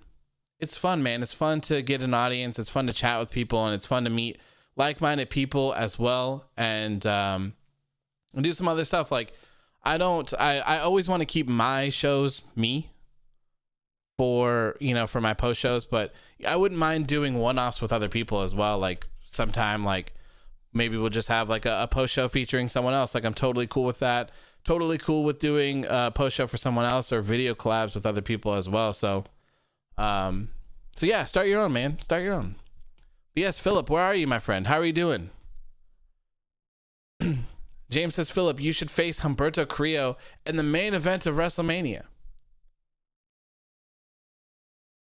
Seth, I'm going to steal your intro song for the greater good, Father Rollins. I will hunt you down. Okay? I will hunt you down, and I will sacrifice you for the greater good. You know what I mean? Thor's Hammer is my song. Forever. Fight or Flight is also my song, okay? That's my starting soon screen. My starting soon. Ashton says, I absolutely despise speaking to the public as well, but I'm definitely considering it. Yeah, so maybe do, I've streamed quite a bit, like games and stuff like that, which is an interesting thing to do as well. Like try to play games and interact with people at the same time.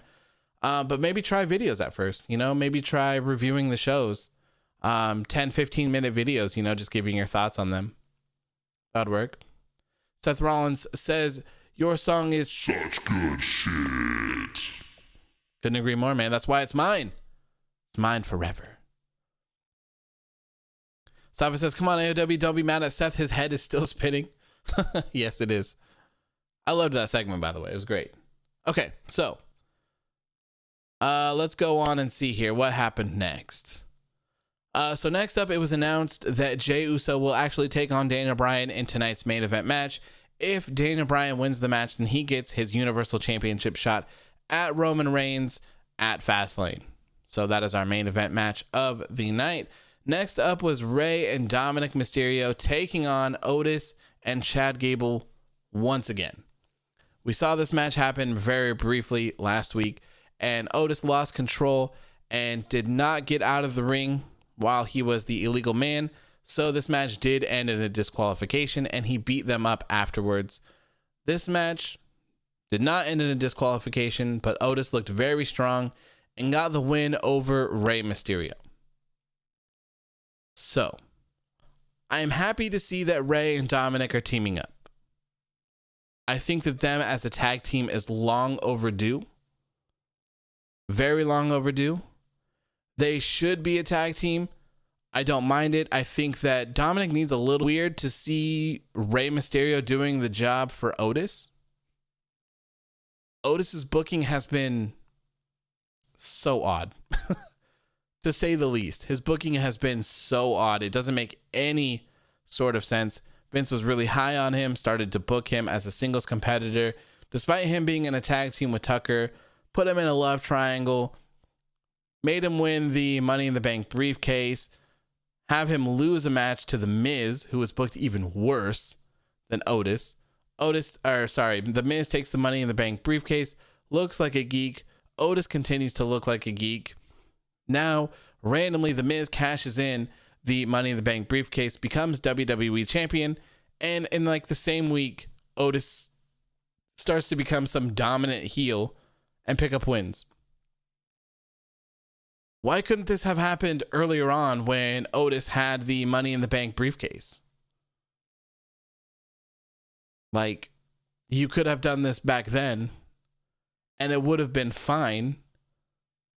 You know, people can cash in and lose, but it's all about the ride there. All about the ride there. And you guys all know how I feel about The Miz being WWE champion, but it's very weird to see Otis in this heel gimmick now, especially with Chad Gable. I don't know. Maybe they're going to go on to face the Street Profits at WrestleMania. Or sorry, not the Street Profits, but everyone's favorite uncles, Rob and Ziggy. I don't know.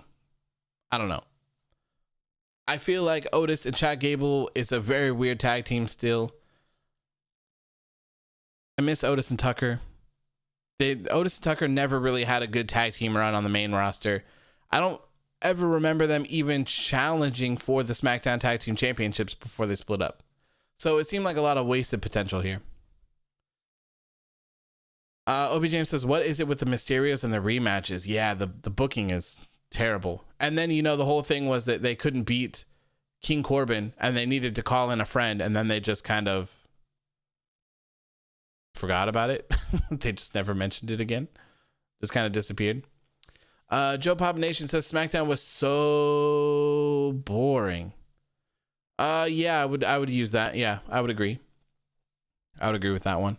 Marcel says, who can hate Otis? Yeah, I don't quite understand. Like, it seemed like everyone was behind Otis. Everyone loved Otis. And then he won the Money in the Bank briefcase in an Otis fashion, by the way. He accidentally won it. AJ Styles dropped it into his hands. That's an Otis way to win it. And then all of a sudden, like the next day, the world completely turned on him. Everyone hated Otis. He was the worst. And it was like, didn't you guys just all love Otis? Like, I still like Otis. I think he's fun. Do I think he should be world champion? No. But he could certainly be the Money in the Bank briefcase holder and, lose, fail a cash in. That's not the end of the world. Just very weird, though. Anthony says Heavy Machinery had a title shot at Stomping Ground. Oh, okay. Well, I'm fair enough. I guess the reason why I wouldn't remember that is because it was at Stomping Grounds, but KB says, are people really saying Jinder was a better champion than The Miz? Do you think that, or do you disagree? I mean, I think that they're two completely different things because Jinder Mahal actually had a run with the WWE Championship. I don't think that The Miz is going to have a run with the WWE Championship. And I think one of the problems that people don't understand about this whole thing is that they're acting like people don't think that The Miz is talented. And I think that is where the disconnect comes from for most people. For me, I think The Miz is extremely talented. I like The Miz a lot. I think The Miz is one of the best on the mic. I enjoy the things that he does. But his booking has been atrocious. Absolutely terrible. He's done nothing but look like a geek. He's been a 5-year-old child with John Morrison. Nothing has fit. And now that he's just randomly the WWE champion, yes, it fits story-wise. It does. It fits story-wise. So I don't have a problem with it. But to say that he deserves to be in the position that he's in couldn't be any more false. I'm not talking about The Miz being a good guy outside of wrestling. I'm not talking about The Miz's skills. I'm talking about The Miz's current booking situation, which is atrocious. So that is why most people don't like The Miz as the WWE champion. It takes away nothing from him as The Miz. It's all about the booking. That's my problem. I hope that he doesn't keep it past next Monday. I have a feeling that that's going to end in a disqualification. But if that's the case, I hope that he doesn't keep it past Fastlane. That is 100% the expiration date for The Miz as WWE champion. Anything longer than that, I will not accept. Philip blesses us with another comment here. He says, Carlito is cool.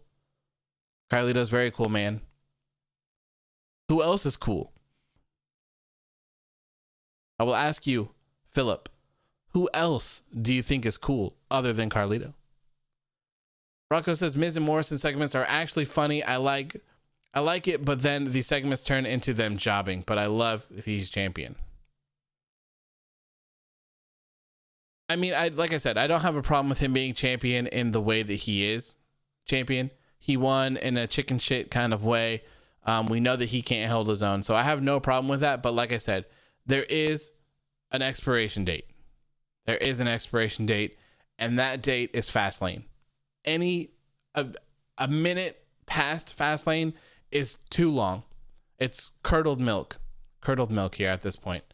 Marcel says that Gold is coming back at Mania. What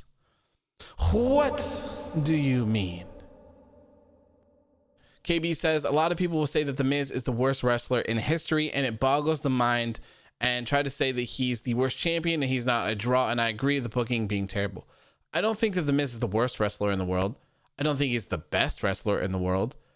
He's one of the best on the mic for sure. But this is all booking for me. All booking.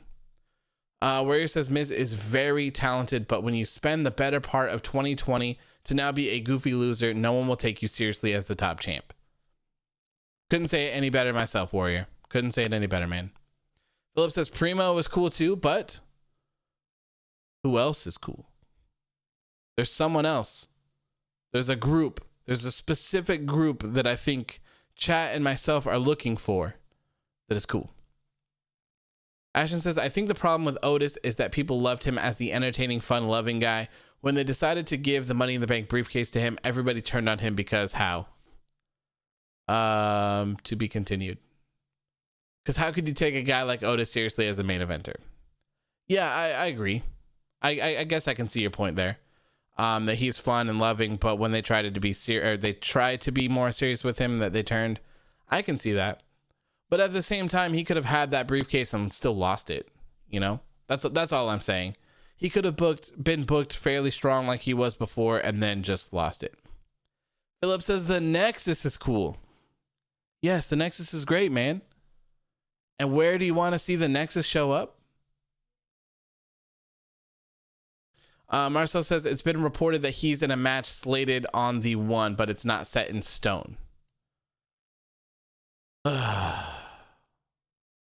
I figured. I'm not sure who it'll be, though. That sucks. That sucks. KB says if Gold wins another match, I'm going to, burying talent, I'm going to be so salty. Me too, man. Ran out of characters. No worries, man. I figured. I caught on. And luckily enough, your other post was there, so I could read it. All right, so next up, let's see here. Oh, one of the most interesting changes here: Apollo Crews turning heel. This was so weird. So I loved almost everything about this. Almost everything about this. The pants, I like him changing from the panties to the pants. That's a cool change. He's got the cool armbands on now. He's got the scarf. Whole new package here for heel Apollo Crews. I loved this. The promo was fantastic as well. Really, really, really, really good. I loved this. And then he said that he's Nigerian. And then he went into like a Nigerian accent. That's the only thing that I would have gone away from. I don't want to see him do the Nigerian accent. Hopefully that was just kind of like a, in the saying of my father or granddad or what, I can't remember, whatever it was that he said specifically, but I hope that was just for that little piece, and that's not how he's going to talk going forward. Because that's too much. That's way too much, man. Like, let him speak how he normally speaks, and we'll be good to go in this whole heel transformation thing. Aside from that, I love this. This rules. This rules. So I'm very excited for that. Very excited for that. Ashton says the Nigerian prince gimmick needs to happen. That's the first thing that I thought of when he said Nigerian. I was like, oh God, Apollo is a Nigerian prince. Oh boy. Oh boy. Obi James says Wakanda forever.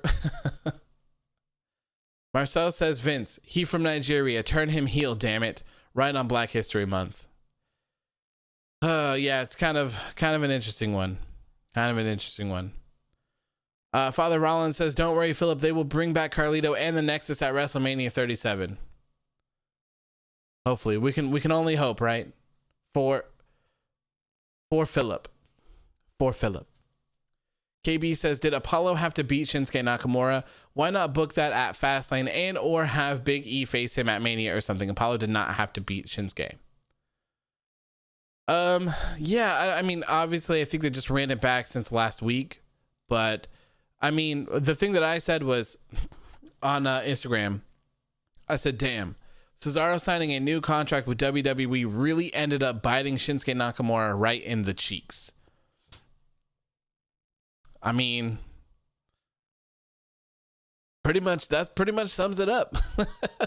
Shinsuke Nakamura was the only person to run that gauntlet purely on the fact that Cesaro had not signed a new WWE contract. And you can tell that they really don't give a shit because they never mentioned Shinsuke getting screwed over by Roman and Adam Pearce ever again. Never mentioned it again. And now Cesaro is in that spot that Shinsuke Nakamura probably would have been in had Cesaro not re-signed with the company. I'm very happy to see Cesaro in this position. He deserves it, but I think that Shinsuke Nakamura deserves it as well. Marcel says, is Apollo that guy that emails your junk mail? Yes. That was the first thing that I thought of, was the Nigerian prince email that's like, hey, I am King Apollo Crews from Nigeria. I am a Nigerian prince. Here is a $5,000 check. All you have to do is go cash this check, and then you can keep 30% of it for yourself and then send the rest back to me. That was the first thing that I thought of. It's hilarious. Safa says, I think we get Bryan and Edge versus Jey and Roman at Fastlane. Then at Mania, we get Edge versus Roman and Bryan versus Bryan at Mania, so the Edge can pin Bryan to win. I wouldn't be mad at that. Yeah, I mean, I wouldn't be mad at that either. I'm fine with that. Sure, why not? Anthony says, can you try to do the accent? No, I will not try to do that. No. Ashton says, so Cesaro ruined Nakamura's push by resigning. Pretty much. Philip says, after Nexus don't come back, do you think they'll burn back the core at WrestleMania 37 after Nexus can't return at WrestleMania 37? Why can't the Nexus return at WrestleMania 37? I thought you were pretty high on that happening, right?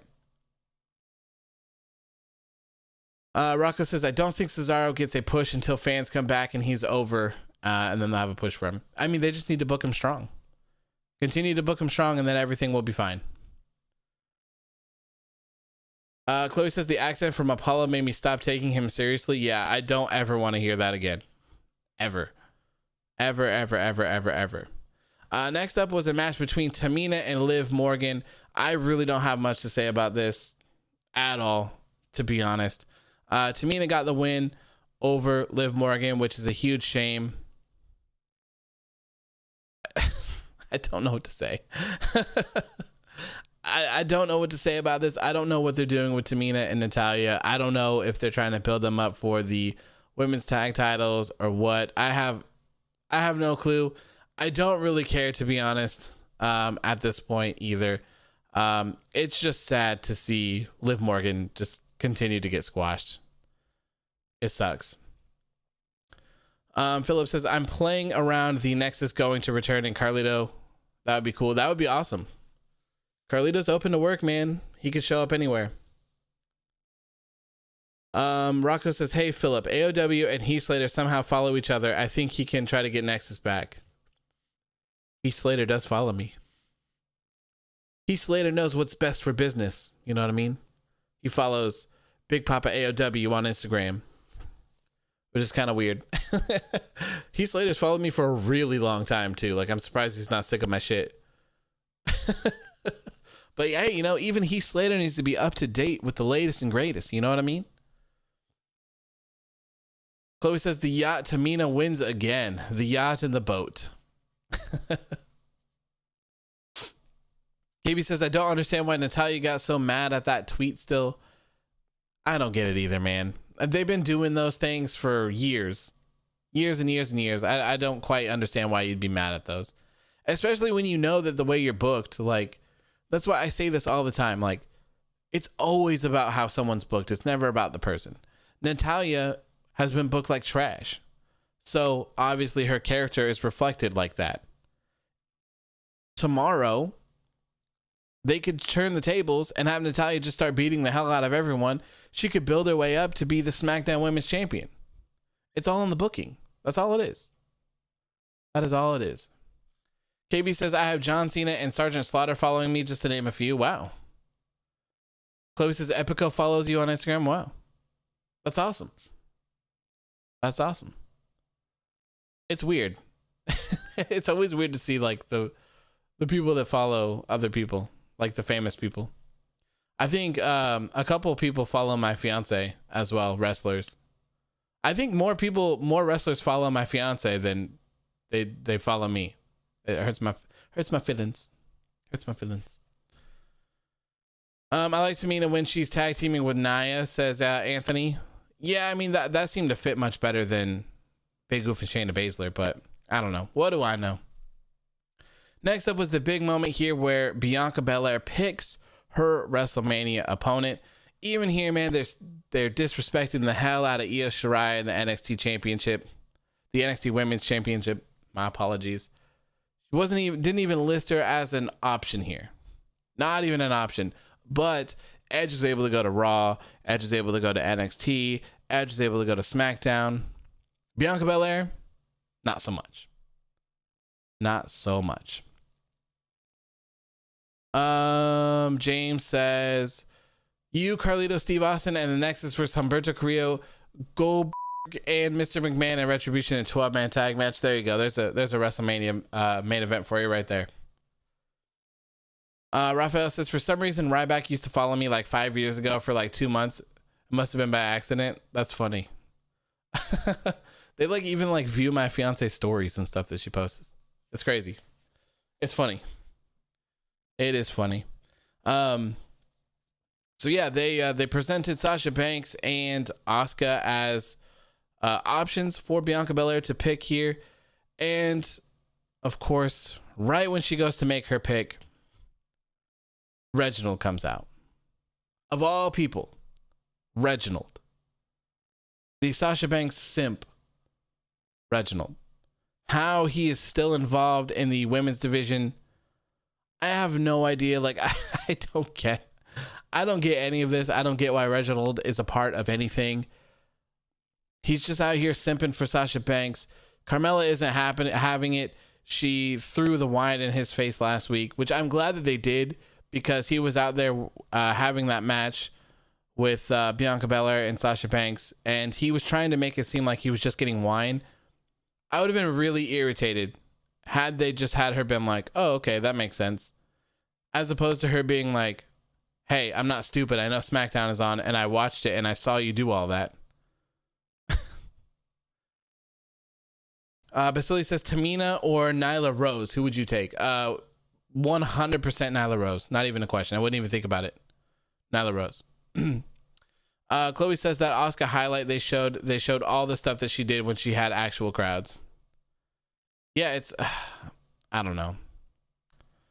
It sucks. I feel so bad for Asuka, man. So bad.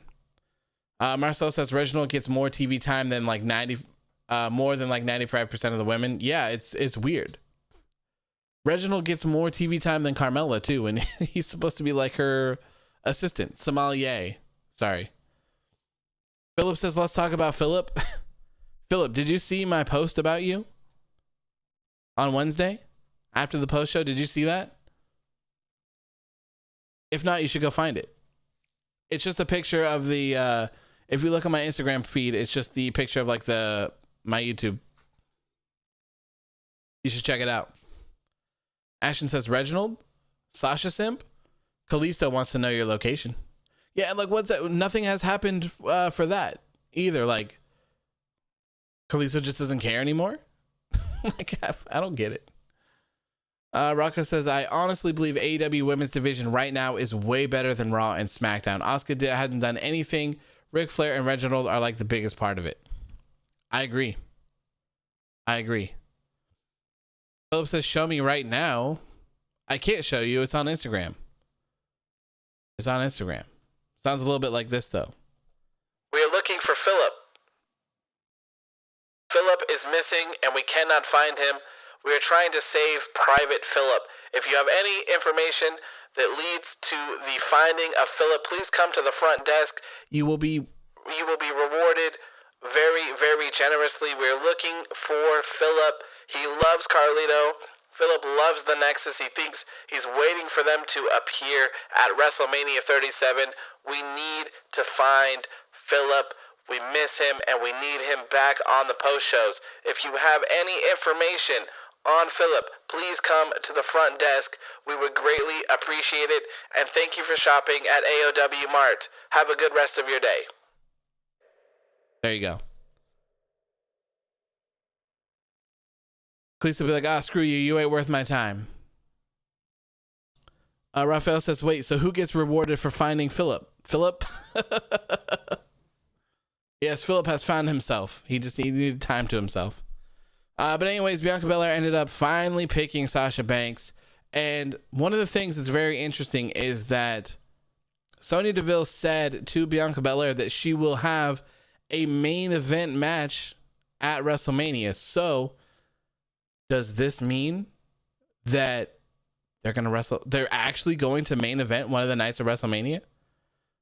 So one night will be Sasha Banks and Bianca Belair for the SmackDown Women's Championship, and then the other night will be Roman Reigns versus Edge for the Universal Championship. I hope so, because if done right, I think that Sasha Banks and Bianca Belair could main event one of the nights of WrestleMania. They're not doing a very good job at it right now, but that could all change. But that also kind of depends on what the Raw main event scene looks like. Bobby Lashley versus Brock Lesnar is a huge WrestleMania main event, especially if it's going to be a multi-person match. Could be Drew McIntyre versus Bobby Lashley versus Brock Lesnar. Could throw Sheamus in there as well. Like, who knows? Could be crazy. Marcel says, did you hear that Carlito didn't get an interest from AEW, but from Ring of Honor and Impact? I did not. I heard that he was trying out for a producer spot in WWE, but I never heard anything else about it. Chloe says, I want Sasha and Bianca to be night one. I can't wait that long. I hope so. I hope they get that spot. I hope they do. KB the Ghost says, was Drew McIntyre on Raw? No, he was not. He was not. He will be on the next episode of Raw, though. Marcel says, LMAO, WWE really does not care about Raw. It kind of shows lately, which is interesting. Like, both people are from SmackDown. Both main events are probably going to be from SmackDown as well. Like, SmackDown at least usually has some thought put behind it, and Raw does not. It's weird. I mean, I guess it makes sense since it's their bigger show now, but it's still weird. Rocco says, if it's as long as last year's, I really want them to do battle royals and stuff instant of Corbin versus Elias instead of Corbin and Elias, stuff like that. Yeah, I would agree. I hope they do too. Bob says, good night, heading out. Thank you, Bob, for tuning in, man. I really appreciate it. Yeah, we're going to kind of rush through the rest of this show here because we're already over 2 hours. So got to kind of wrap this up here. KB says, so is it going to be Drew versus Sheamus at Fastlane?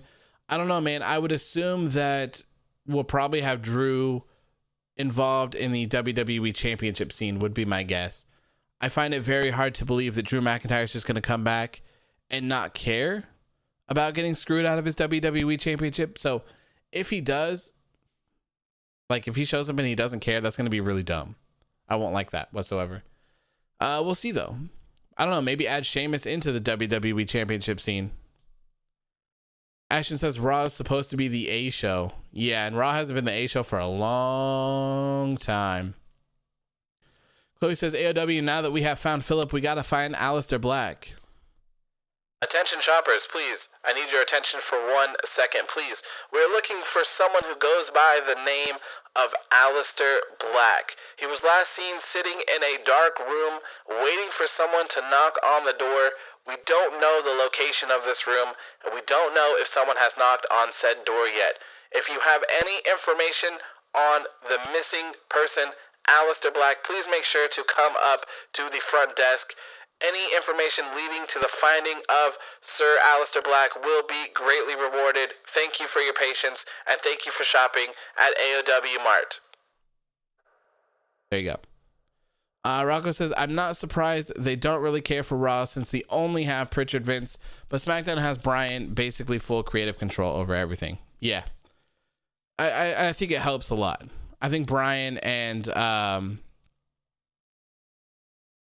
Heyman and Roman Reigns, I think they're doing the Lord's work there over SmackDown. He also answers to Tommy End. Sorry to interrupt you once again, but that guy, Sir Aleister Black, he also goes by Mr. Tommy End. So please make sure to report to the front desk.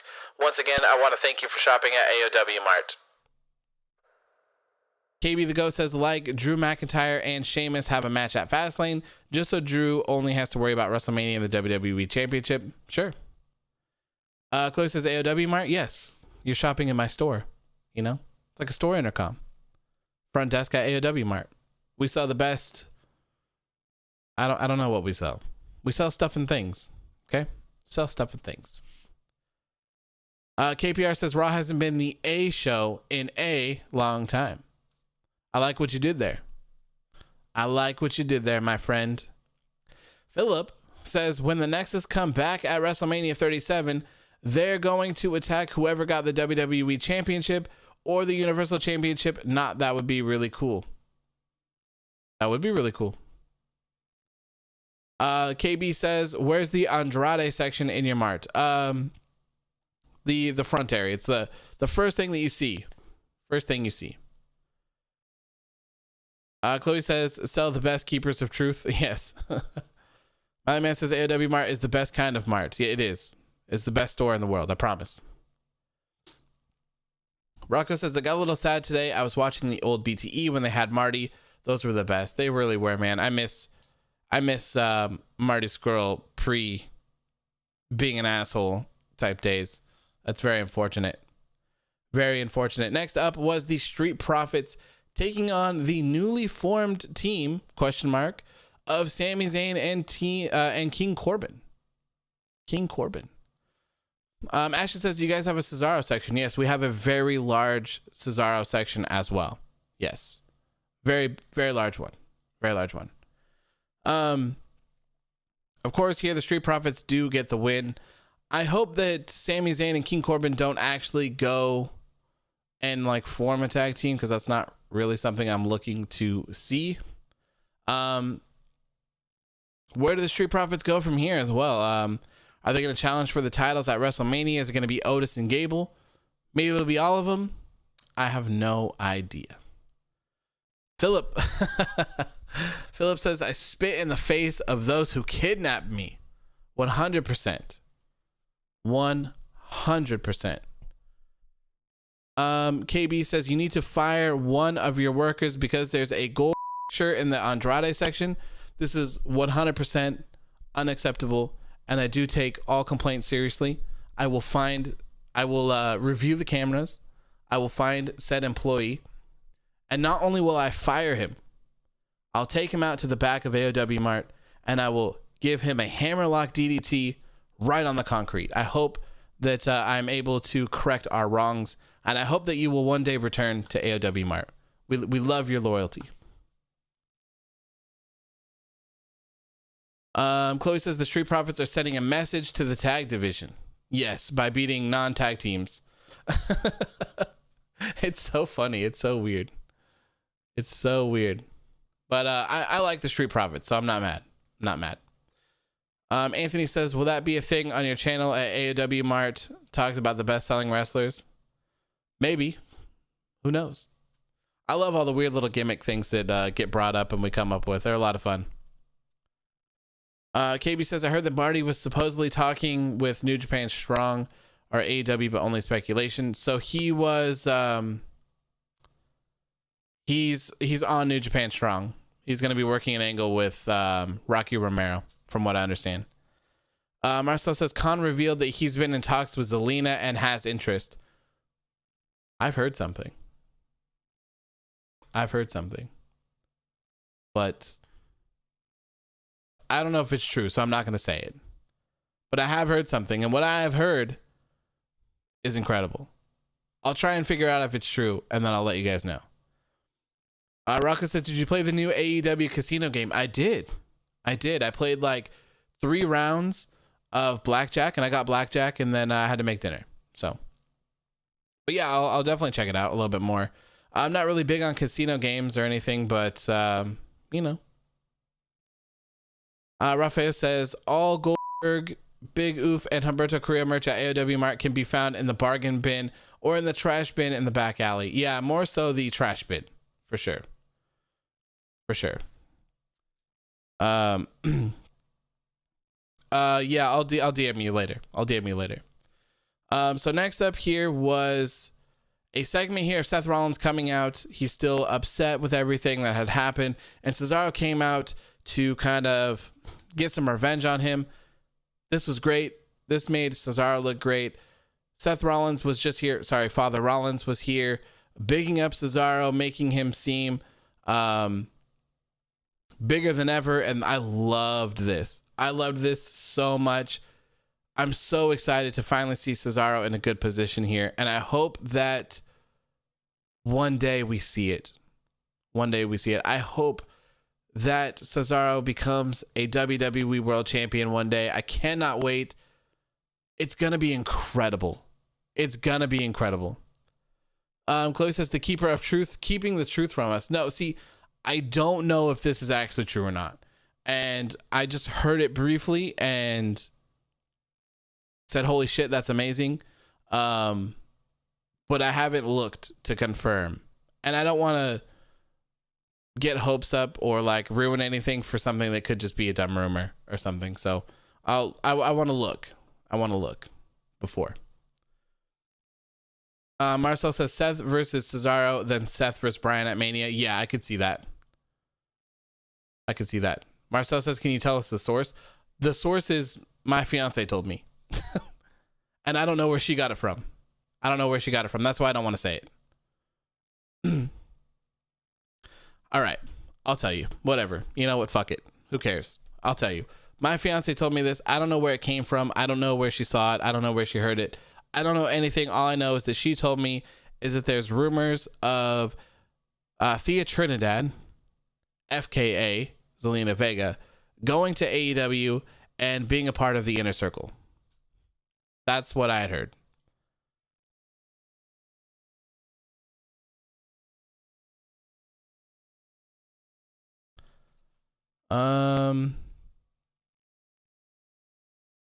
Source, trust me, bro. Okay, so the source is the Sportster.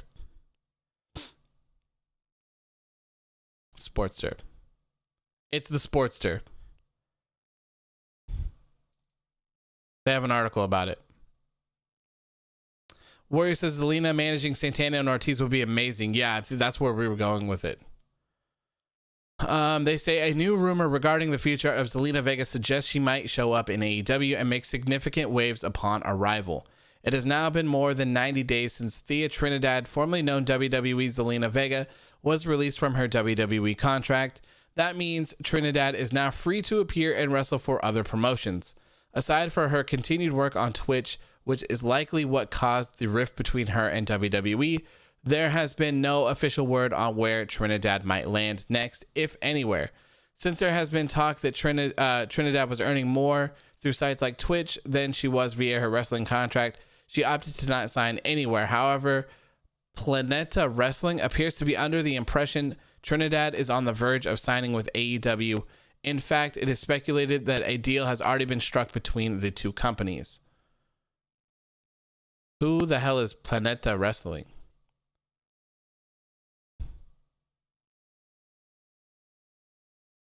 Oh, it's Spanish. Let me translate. Oh, okay. Oh. The title of this article is Zelina Vega could be the new manager of Proud and Powerful at AEW. Zelina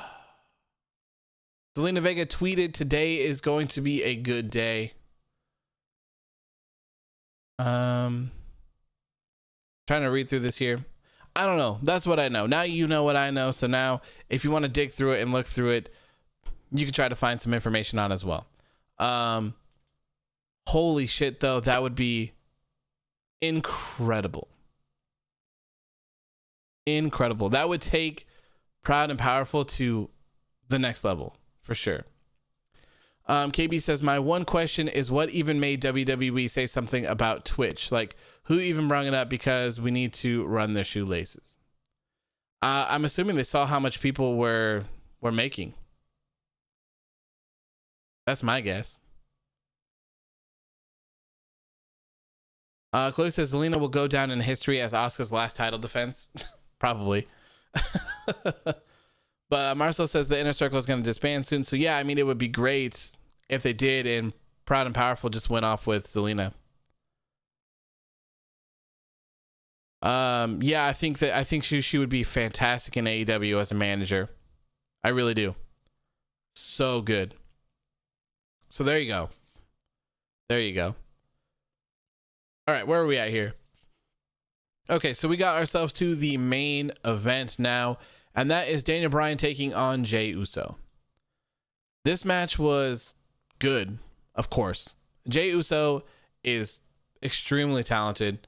We've seen that happen. Unfortunately, he's lost like most of his matches, but the guy is extremely talented. I'm really enjoying what they're doing with him. Him and Daniel Bryan put on a banger here.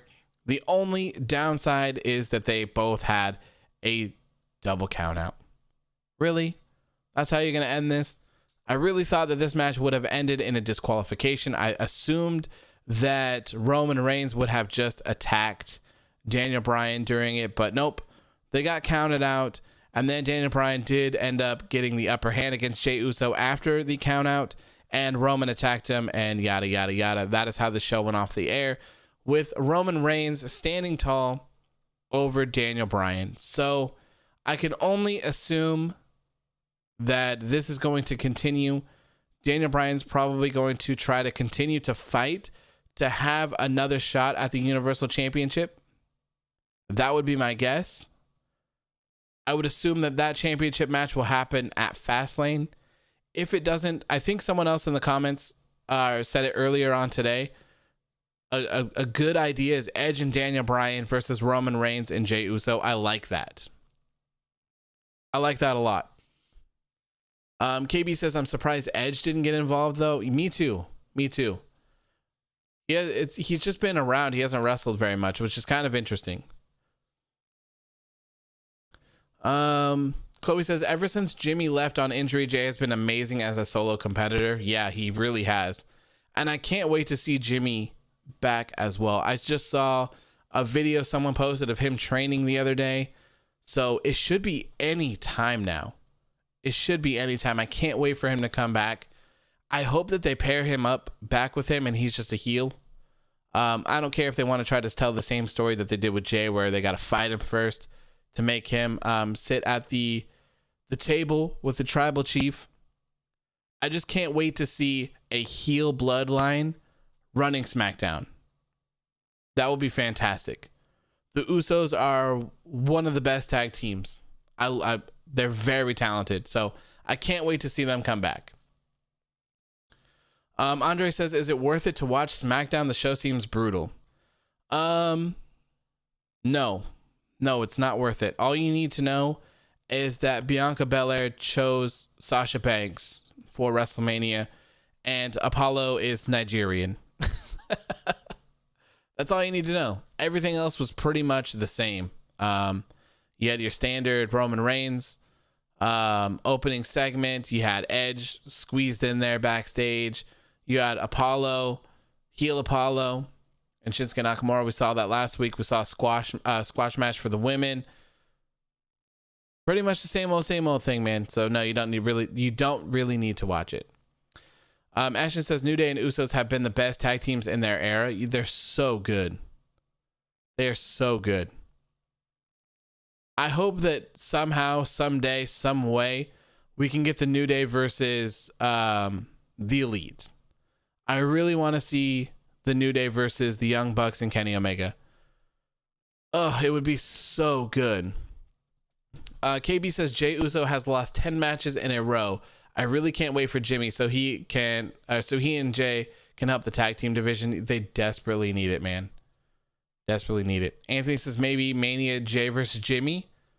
Totally down for that as well. Totally down. Rocco says all the New Japan fans are shitting on Mox. I can imagine. But it's not his fault. Like, the whole pandemic thing is not his fault. It's not his fault. There's nothing he can do about it. Nothing he can do about it.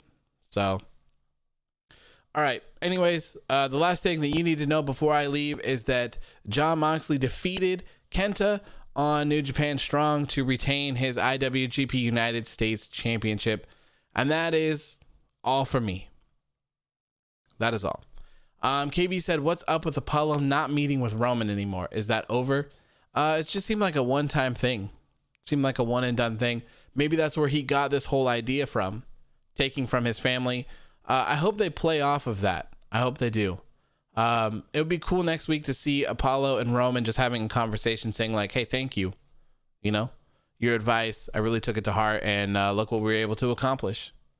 So, Rocco says Omega name dropped Xavier Woods on the AEW games yesterday and everyone was going crazy. I saw that. I saw that. Ashton says, I can hear it now. Aren't you supposed to be Nigerian? What happened to your accent? Oh, God. Philip says, good night. I might come back. Well, we would hope that you would come back. We would hope for you to come back. So before we get off here, Sunday, we will be here. We're going to do a special Sunday episode where we will be talking about the Wrestling Observer Newsletter Awards. We'll be going over them. Discord returns. So I'll post a link for that. And on that show, you guys can hop in. We'll talk about the awards. We'll talk about the big ones. We'll discuss them. And then you guys can give me your top wrestlers. And I'll give you my top wrestlers. And it'll be a fun, just kind of hang out, chill Sunday night type thing. It'll probably be around the same time that I always do it, around 7 p.m. Pacific Standard Time is probably around there. I will keep you guys updated on social media with it as well. But Rocco says, is it also AEW predictions or is that next week? That would be next week, I believe. And speaking of that, I need to reach out to Fight TV to see if I can get you guys some codes as well. So yeah, we'll have the AEW stuff next week as well for the predictions. So anyways, thank you guys for tuning in. I really appreciate it. I really think that we passed the monetization thing here with the numbers that I have on my screen here. So we should all be good to go. So thank you guys for tuning in. I hope you guys enjoyed the show tonight, and I will see you all on Sunday. Have a good rest of your night. Peace.